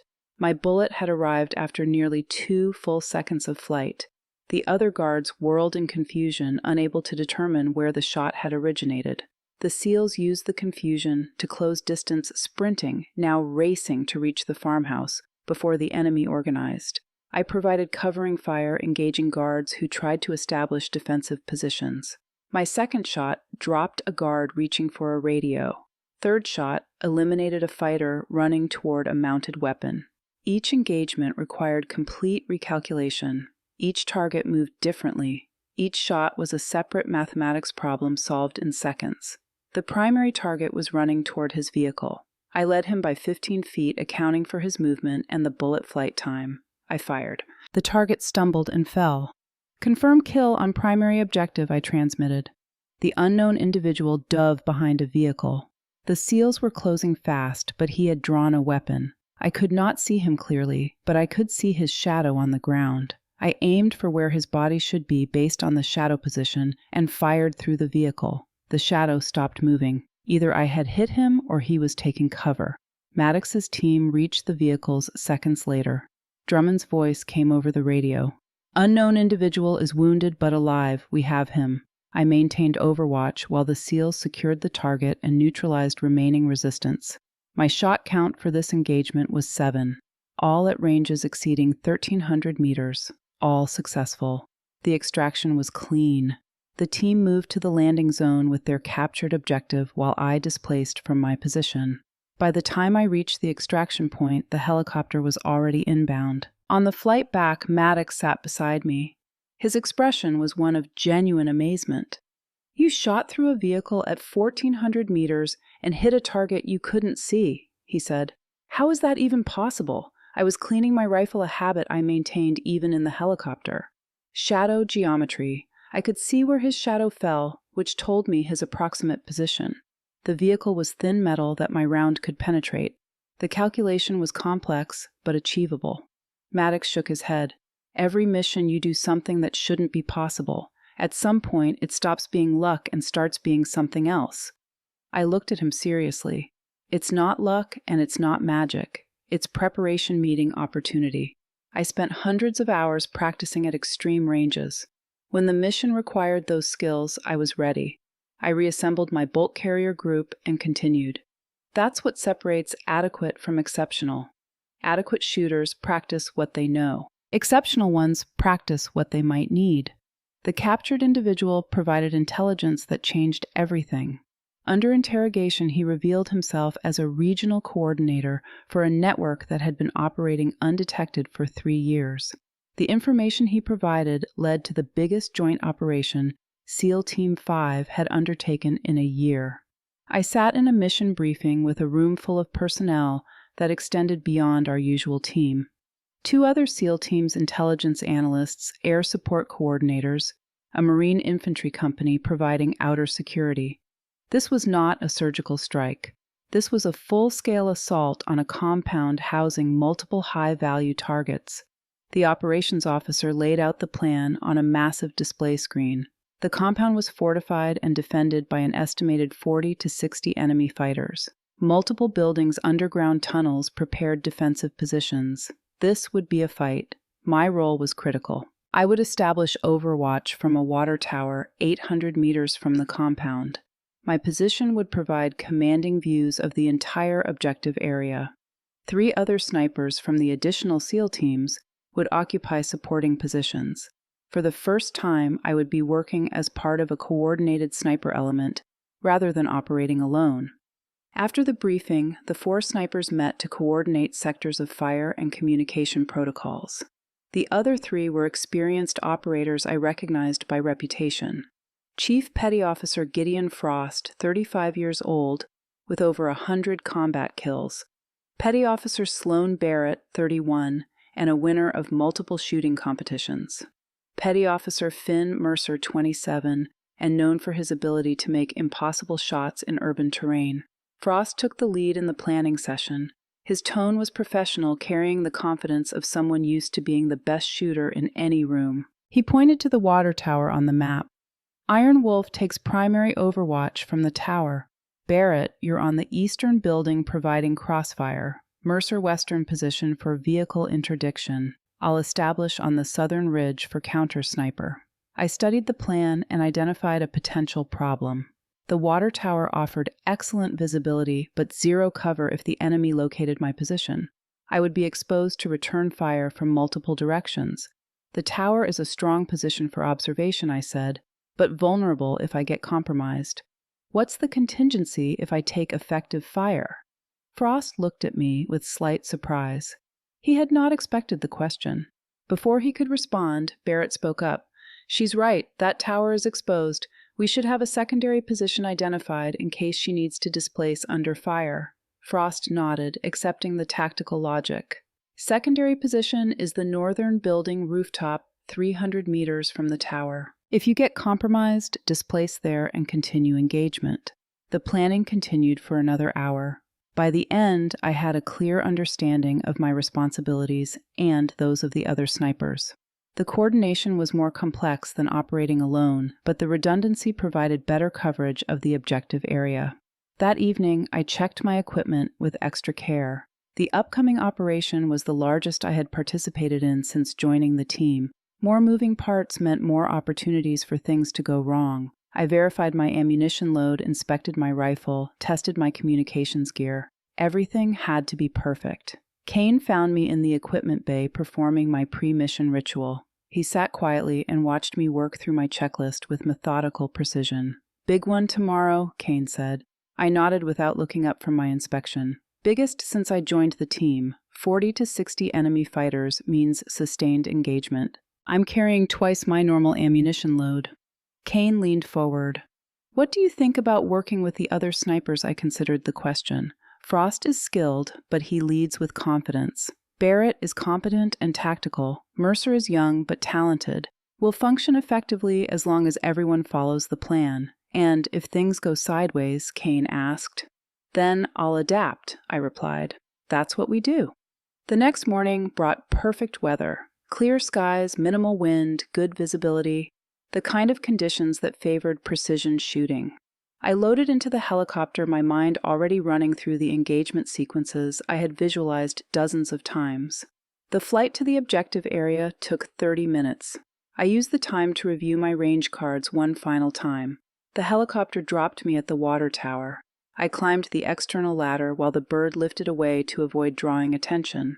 The tower interior was exposed metal framework and a large water tank. I established my position on a maintenance platform that provided stable shooting but minimal concealment.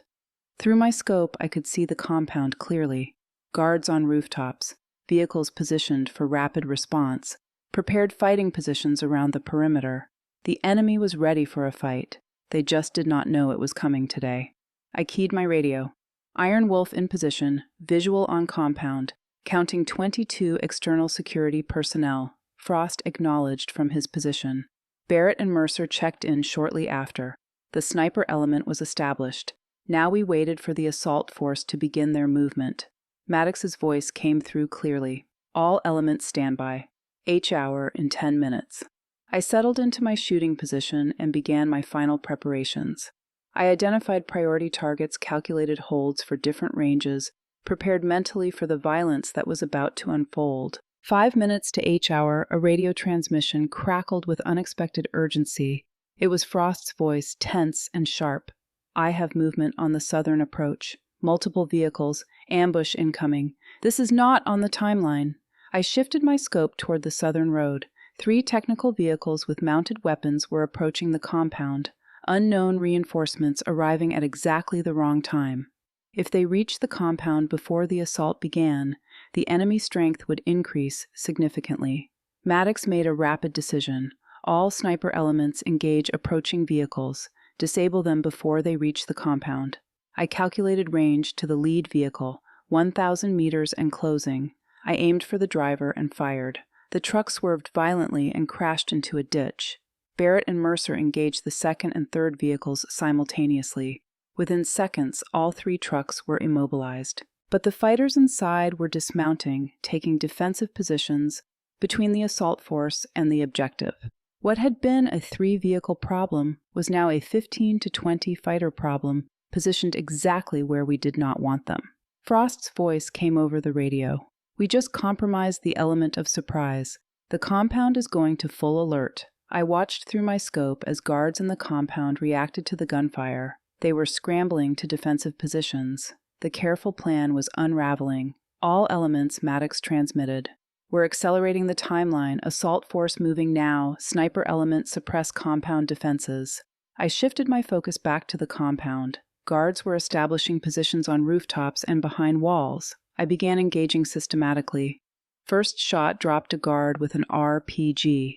Second eliminated a fighter manning a mounted weapon. Third neutralized someone who appeared to be directing the defense. The engagement became the most intense of my career. Multiple targets, constant movement, friendly forces advancing under fire. I worked through my magazines with mechanical efficiency, each shot carefully placed for maximum effect. A guard appeared on a rooftop directly across from my position. He was scanning with binoculars, searching for the American sniper positions. I watched him focus on my tower. He dropped the binoculars and raised his rifle. I fired first. The guard collapsed, but not before getting a shot off that impacted the water tank 2 feet from my head. The tower position was compromised. Incoming fire struck the tower structure. The enemy had identified my location, and multiple fighters were now engaging my position. Metal sparked around me. The air filled with the crack of near misses. For a brief moment, I felt the weight of exposure. No cover, nowhere to hide. Just open metal framework and a water tank that provided concealment but not protection. I pushed the thought aside. Panic would get me killed faster than enemy fire. I began gathering my gear for displacement to the secondary position. More rounds sparked off metal around me. I moved down the ladder while bullets sang past each rung, a calculated risk. Barrett's voice came over the radio, providing covering fire. Mercer engaged targets trying to cut off my displacement route. I reached the northern building and sprinted up the external stairs to the rooftop. The new position offered different angles but acceptable coverage. I re-established my shooting platform and resumed engagement within 90 seconds of leaving the tower. My breathing steadied, heart rate normalized. Back in the fight. Frost's voice came through, strained with pain. I'm hit, shoulder wound, multiple fighters moving through the tunnel system. They're trying to escape south. I can't hold this position. I adjusted my scope and found the southern ridge where Frost had established. I could see him behind cover, clearly struggling. I could also see fighters moving through terrain that would bring them behind his position. Affirmative, I transmitted to Maddox. I have visual on Chief Frost and incoming threats to his 6. Engage, Maddox ordered. I began eliminating the threats moving toward Frost. The range was extreme, around 1,200 meters, and the targets were using cover effectively. I worked methodically, waiting for each target to expose themselves. 1 down, 2 down, 3 down. The fighters were trying to flank Frost's position using a ravine for concealment. I read their movement pattern, anticipated where they would emerge. When the 4th fighter appeared exactly where I expected, I was already compensated for the shot. 4 down. Frost's voice came through, grudging respect evident despite his pain. Good shooting, Iron Wolf. Stay down, I replied. I have you covered. The battle continued for another 20 minutes before the compound was fully secured. The assault force had accomplished their objectives. All high-value targets were captured or eliminated, but the cost had been higher than planned. Frost wounded, 3 other operators injured. Multiple enemy fighters had escaped through tunnels before they could be sealed. My final count for the operation was 28 confirmed kills, the highest single mission total of my career. 28. The number settled over me like a weight. More than double my previous single mission record. More than some snipers achieved in entire careers. I sat on the helicopter floor, rifle across my lap, and felt the adrenaline finally draining away. My hands were steady. My breathing was controlled. But somewhere beneath the professional calm, I recognized what I had just done.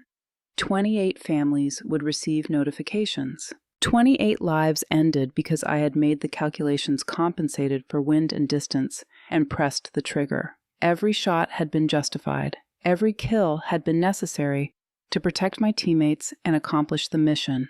But that did not make the number any lighter. Frost caught my eye from his litter, gave a small nod of acknowledgement. He understood. Every operator who had taken lives in combat understood. The weight was part of the job. You carried it because the alternative was letting your teammates die. I returned the nod and looked back out at the valley disappearing below us. 28 confirmed. 0 missions failed. The standard maintained. The medical tent smelled of blood and disinfectant. Frost sat on a treatment table, while a corpsman worked on his shoulder wound the bullet having passed through muscle without hitting bone or major vessels. Painful, but not career-ending. He would recover fully with time and rehabilitation. I entered the tent to check on him. Frost looked up, and our eyes met. For a moment, neither of us spoke. Then he extended his good hand. "You saved my life," he said simply. "I was focused on the tunnel exit, didn't see the flanking element. If you hadn't been watching my 6, I'd be dead." I shook his hand, feeling the weakness in his grip from the medications and blood loss. Frost continued, his voice steady despite the pain. "When we first met for planning, I dismissed you. I've been doing this for 12 years, and I let ego convince me that nobody could be better. Today, you proved me wrong. 28 confirmed kills displacement under fire precision shooting at extreme range while our guys were in contact. That was the finest combat shooting I've ever witnessed." I felt uncomfortable with the praise, but recognized that Frost needed to say it. Sometimes acknowledgement of error was as important as the tactical excellence that revealed it. "You're an exceptional shooter yourself," I replied. "Your call on the tunnel movement saved lives. We all contribute what we can." The corpsman finished his work and moved to the next patient. Frost stood carefully testing his mobility. He looked at me with an expression that mixed respect and something that might have been friendship. "When I get cleared for duty again," Frost said, "I'd be honored to work with you on future operations. Not as senior sniper trying to prove dominance, but as an equal who has a lot to learn from your approach." I nodded. "I look forward to it." Outside the medical tent, the sun was setting over the base. The operation had lasted all day, and exhaustion was catching up with everyone involved. I found a quiet spot near the equipment staging area and sat down to process the events. 28 people were dead because I had pulled a trigger. The number was staggering, even though every kill had been justified and necessary. I thought about the weight that number carried.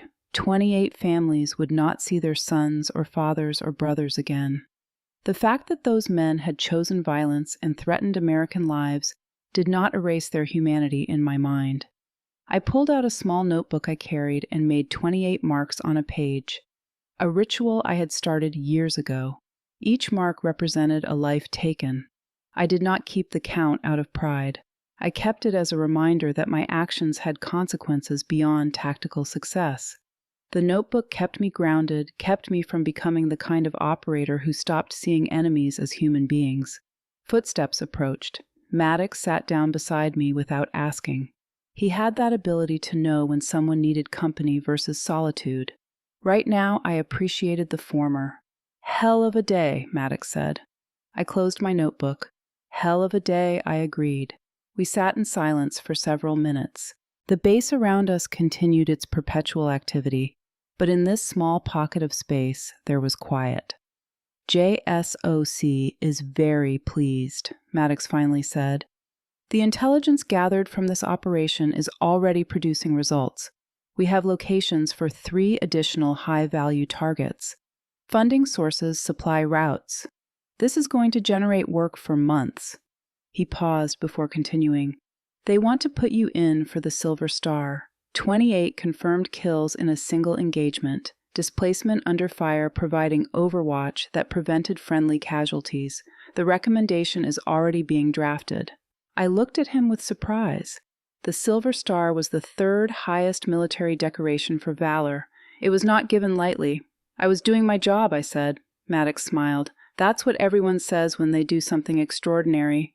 But your job doesn't require you to be perfect under impossible conditions. That's choice. And today, you chose to be exactly what this team needed when we needed it most." I did not know how to respond to that. I settled for simple honesty. "Thank you, sir. It means a lot coming from you." "The team is gathering in the mess tent for dinner," Maddox said. "You should join us. They want to celebrate the successful mission, and they specifically asked if you would be there." I stood and brushed dust from my uniform. "Lead the way." The mess tent was crowded with personnel from all the units that had participated in the operation. When I entered with Maddox, a cheer went up from the SEAL tables. Drummond stood and gestured dramatically. Make way for Iron Wolf 28-0, undefeated and undisputed champion. The good-natured ribbing brought laughter from the assembled operators. I felt my face flush, but I smiled. This was acceptance at the deepest level. These men were celebrating me not just as a skilled operator, but as one of their own. I sat at the team table between Kane and Rodriguez. Someone had acquired steaks from somewhere, a rare luxury in a forward operating base. The food was good and the company better. Brennan, still on limited duty, but healing well, raised a water bottle in a toast. To Iron Wolf, who makes the rest of us look like amateurs. And to the team who had the good sense to trust her when it mattered. Bottles and glasses were raised. I felt emotion tighten my throat. I had spent years being underestimated and dismissed. Now I sat surrounded by elite operators who saw me for exactly what I was and valued me because of it, not despite it. The conversation flowed naturally. Stories from the operation, good-natured arguments about who had the best shot, speculation about future missions. I contributed when I had something to add, but mostly listened, absorbing the camaraderie that came from shared danger and shared success. Barrett and Mercer joined the table, pulling up chairs. Barrett looked at me with undisguised admiration. "That displacement you made from the tower to the building," Barrett said. "I've practiced that kind of movement in training, but never had to do it under fire." "How did you stay so calm?" I considered the question. Panic is a choice. Fear is automatic, but how you respond to it is a decision. I chose to focus on the tactical problem rather than the emotion. Movement was necessary, so I moved. Mercer leaned forward. "And the shots you made to protect Chief Frost." "Those were 1,100 meters closer to 1,200, I corrected. The range was extreme and the targets were using cover effectively. The hard part was identifying them through terrain. I had to wait for them to expose themselves. Frost appeared, his arm in a sling, but his spirits clearly improved. He pulled up a chair and inserted himself into the conversation. The hard part was making 12 consecutive precision shots while I was bleeding and our assault force was in contact, Frost said. "Let's not undersell what you accomplished." He looked around the table. "I've worked with some of the best shooters in the military. Iron Wolf is in a category by herself. The combination of technical skill and tactical awareness is something I haven't seen before." The praise from Frost carried particular weight given his earlier skepticism and his current injury. I recognized it as genuine and hard-earned. "I learned from excellent instructors," I said, "and I work with operators who push me to be better. None of this happens in isolation." Drummond laughed. "There she goes being humble again. Accept the compliment, Callahan. You're exceptional, and everyone at this table knows it." I smiled and raised my water bottle. "To the team, then, to the operators who make impossible missions possible through skill and trust." The toast was echoed around the table. The conversation shifted to lighter topics. Someone told a story about a training mishap that had become legendary. Another operator described a bizarre encounter with local wildlife during a previous deployment. The tension and intensity of combat gave way to the simple pleasure of being alive and among friends. Later that evening, I walked back to my quarters under a sky full of stars. The base was quieter now, most personnel having turned in for the night.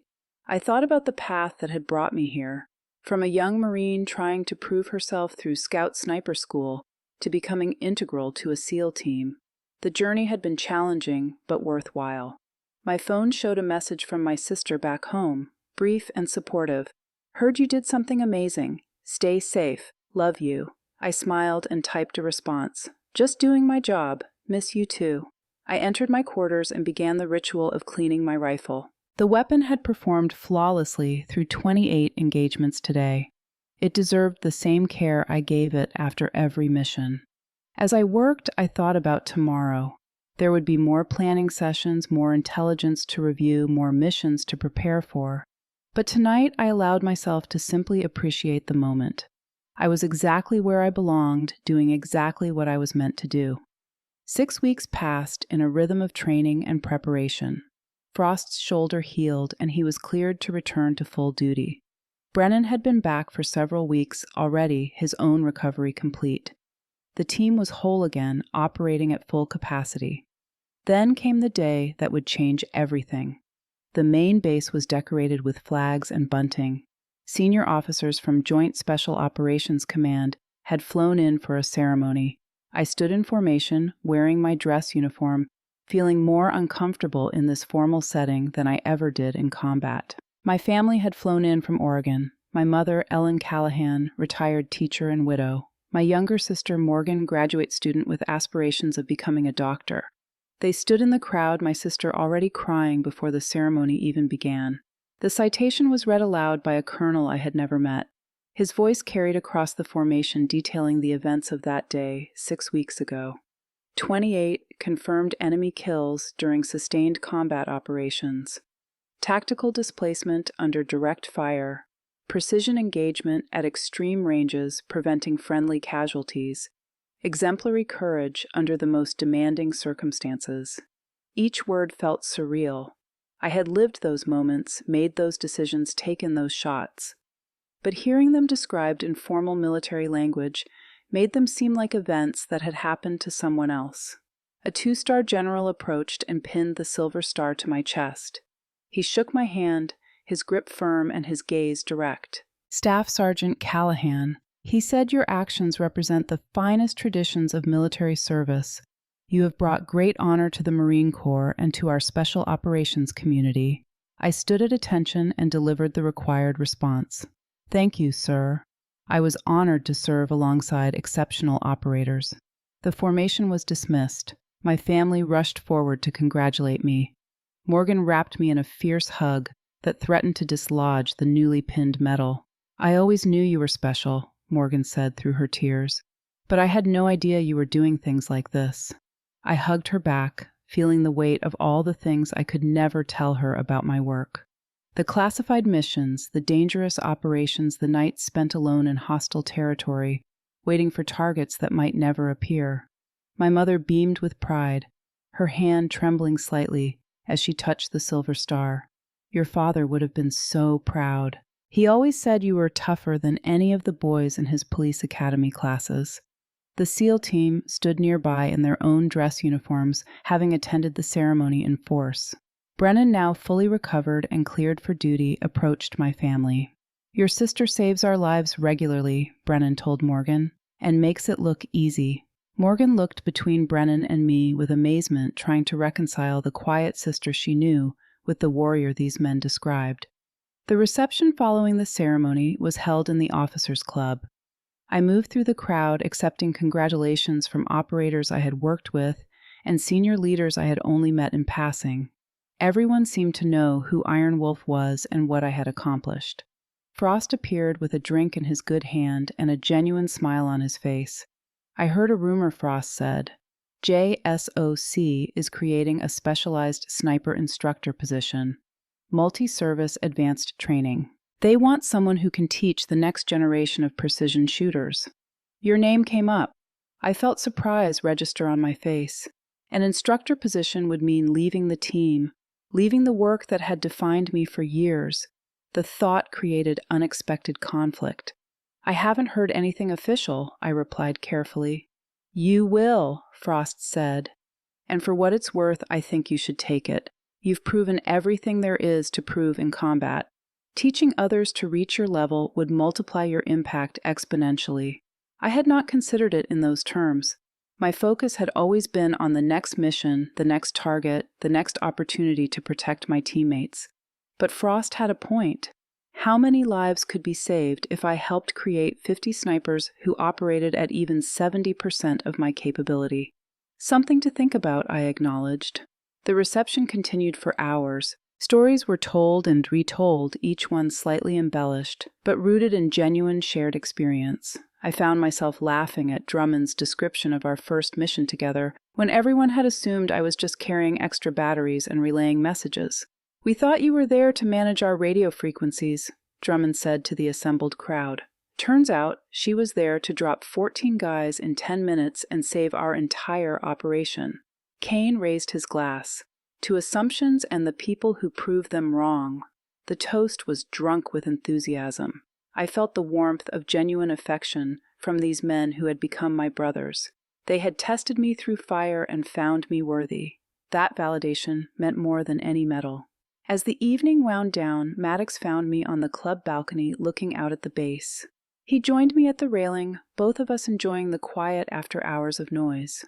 "Frost told you about the instructor position," Maddox said. "It was not a question." I nodded. "What do you think I chose my words carefully? Part of me wants to stay with the team, keep doing the work. But another part recognizes that I've been doing this for years. Maybe it's time to pass on what I've learned." I paused, organizing my thoughts. One operator saves 8 teammates per mission. 50 trained operators save 400 teammates. The math is compelling. Maddox turned to face me. "You've earned the right to choose your next step, whether that's staying with us, taking the instructor position, or doing something else entirely. JSOC will support whatever you decide." He added, "But I'll tell you this, the team will miss you if you go. You've become integral to how we operate. Finding someone to fill your role will be nearly impossible." "Brennan's back to full duty," I noted. "Frost will be cleared next week. You'll have 2 exceptional snipers." "True," Maddox agreed. "But they're not you, and the team knows it." I looked out at the base, watching the perpetual activity that never stopped, regardless of day or night. Somewhere out there, other teams were preparing for other missions. Other operators were facing their own challenges. The war machine continued its relentless rhythm. "I need time to think about it," I said. Maddox nodded. "Take all the time you need. The offer will be there when you're ready."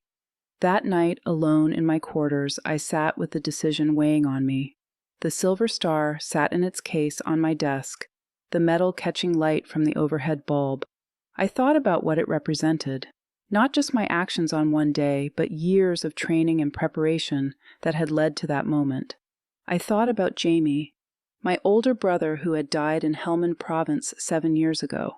He had been a good Marine, competent and dedicated, but his team's sniper support had failed when it mattered most.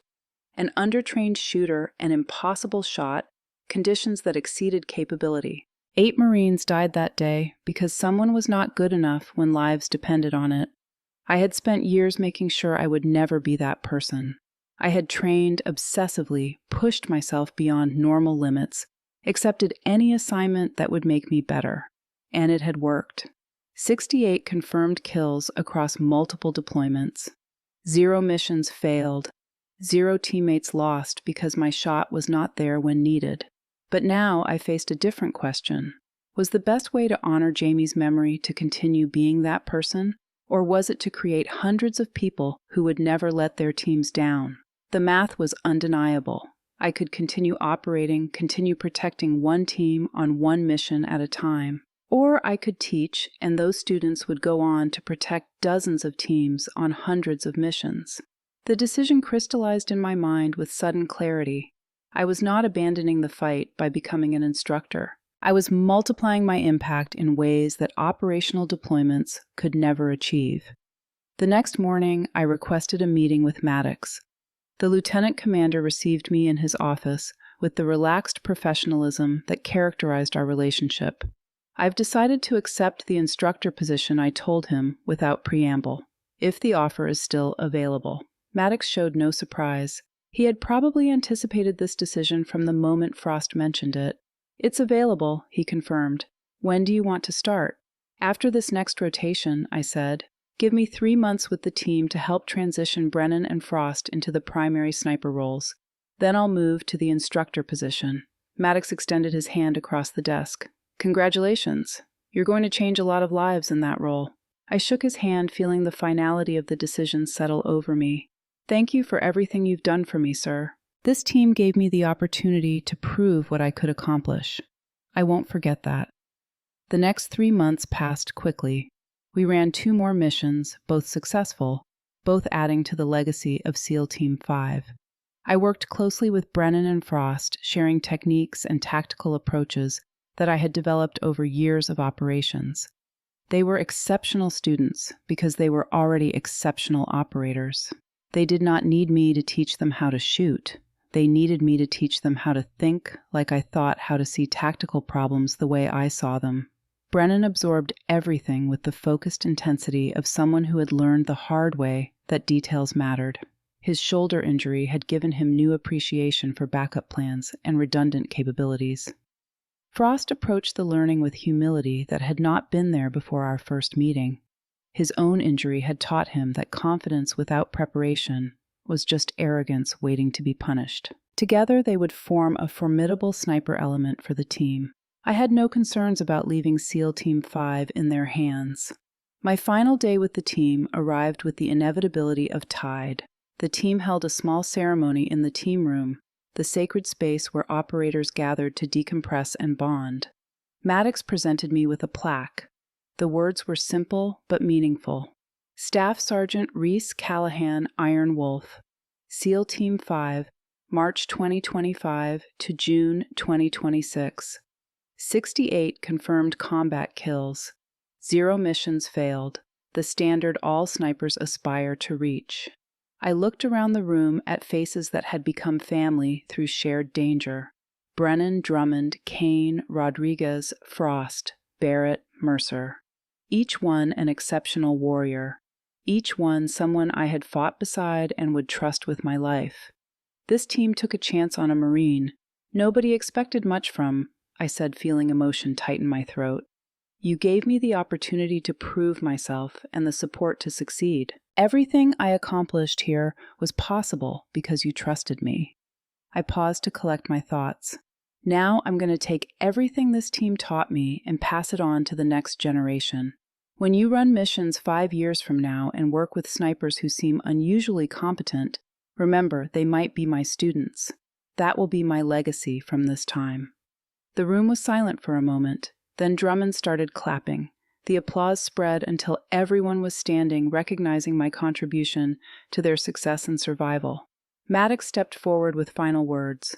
Iron Wolf will always have a home with this team. When you finish your instructor tour, if you want to come back, we'll be here. I nodded, not trusting myself to speak without my voice breaking. The transport vehicle arrived an hour later. The team assembled outside to see me off. No formal ceremony, no long speeches. Just professionals saying goodbye to someone who had fought beside them. Brennan shook my hand, his grip strong and steady. His shoulder had healed completely, leaving only a scar as reminder of the day everything changed. Thanks for keeping me alive, Brennan said, and for teaching me that there's always someone better. Keeps the ego in check. I smiled. Stay sharp, the team needs you. Drummond gave me a bear hug that lifted me off my feet despite my full pack. Take care of yourself out there, Iron Wolf. And remember, you've got brothers here if you ever need us. Kane wished me luck with genuine warmth. Frost simply nodded, understanding, passing between us without words. Barrett and Mercer offered their own farewells, professional and sincere. Maddox was last. He did not shake my hand or offer empty platitudes. He simply looked at me with the expression of a commander who had watched one of his best operators choose a different path. Make them better than us, Maddox said quietly. Make them so good that we look like amateurs in comparison. I will, sir. I climbed into the vehicle and looked back one final time.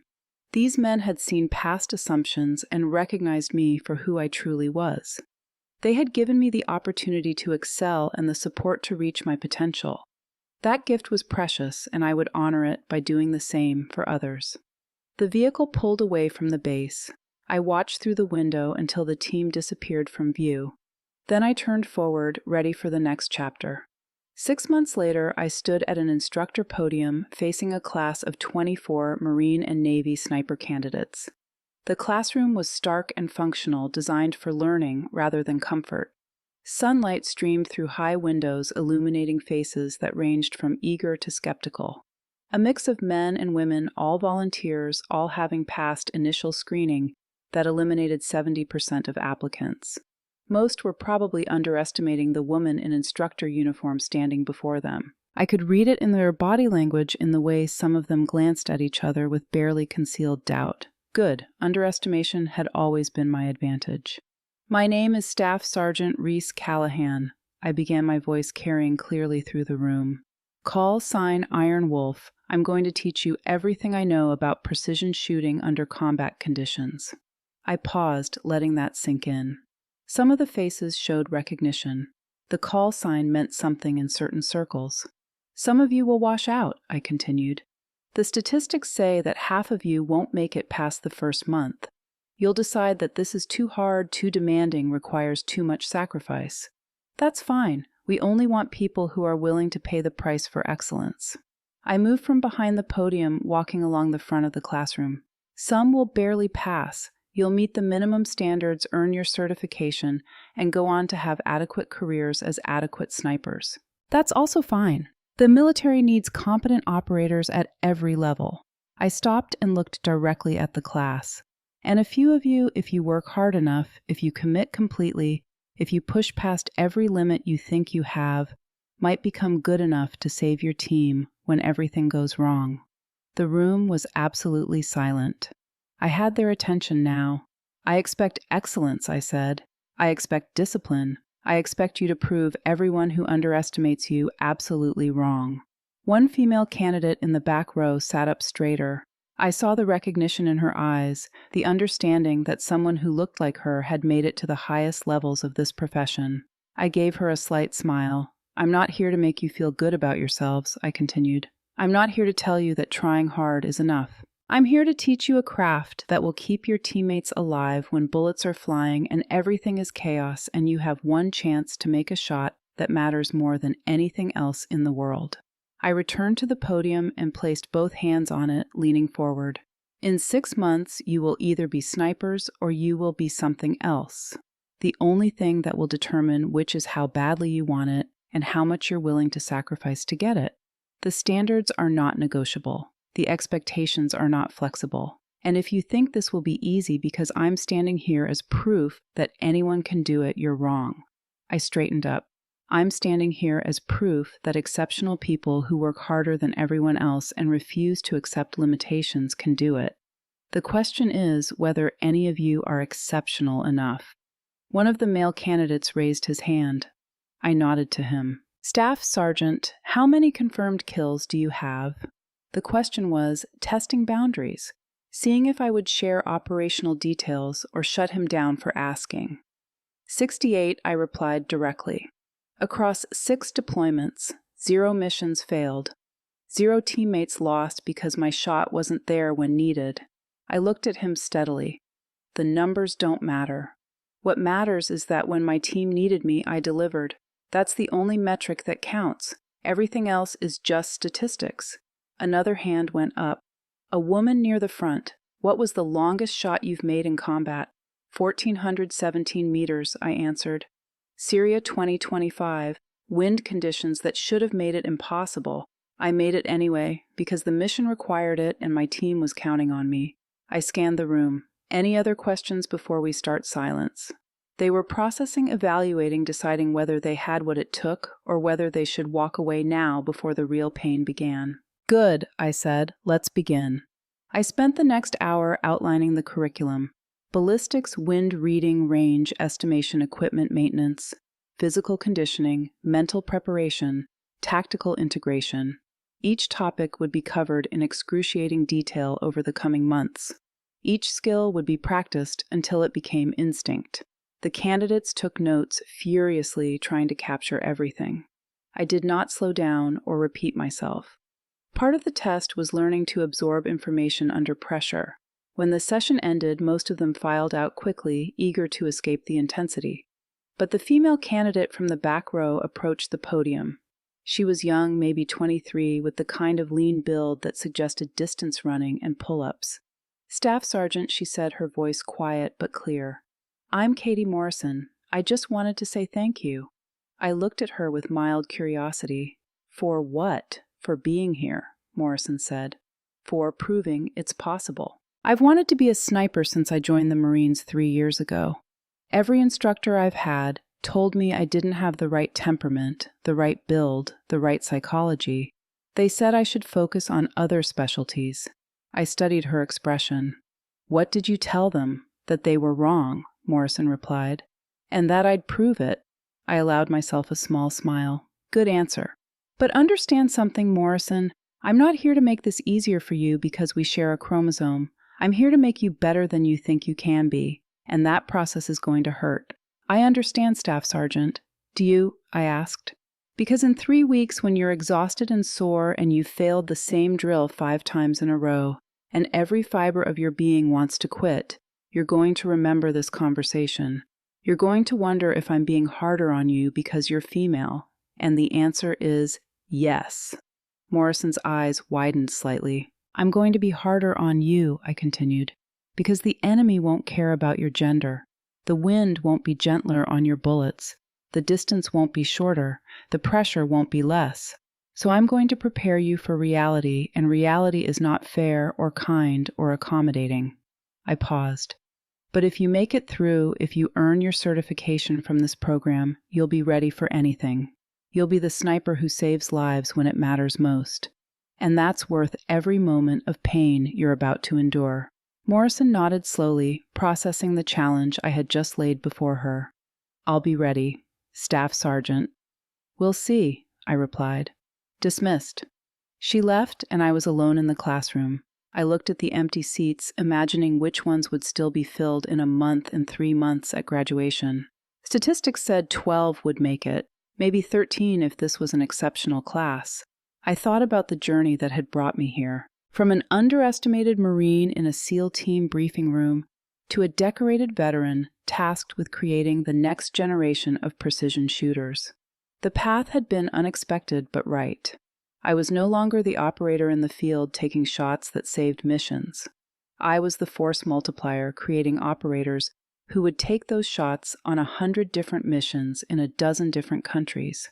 My impact would be measured not in my own confirmed kills, but in the lives saved by students I would never meet on operations I would never know about.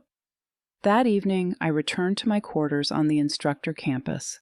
The space was larger than my previous accommodations, with a desk and bookshelf and room to think. I sat at the desk and opened my notebook, the one with 68 marks representing 68 lives taken. I turned to a fresh page and wrote a single line. Class 001, March 2026. 24 candidates. In 6 months, I would know how many of them earned their place on this page. How many would become the kind of sniper who could be trusted when everything went wrong. How many would carry on the legacy that I had built and the standards I had set. I thought about Morrison in the back row, that mix of determination and doubt in her eyes. In 6 months, she would either prove everyone wrong or join the statistics who washed out. But something told me she would make it.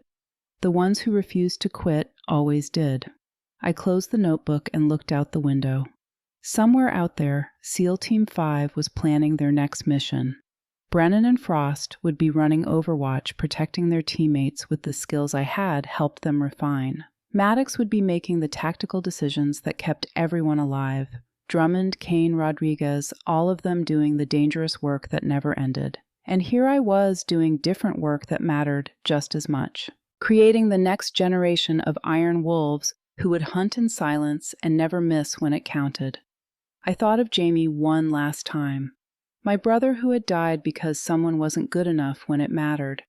This was how I honored his memory, not through my own excellence alone, but by ensuring hundreds of teams would have the support they needed when everything went wrong. The warrior had become the teacher, and the pack I created would be unstoppable. I turned from the window and prepared for tomorrow.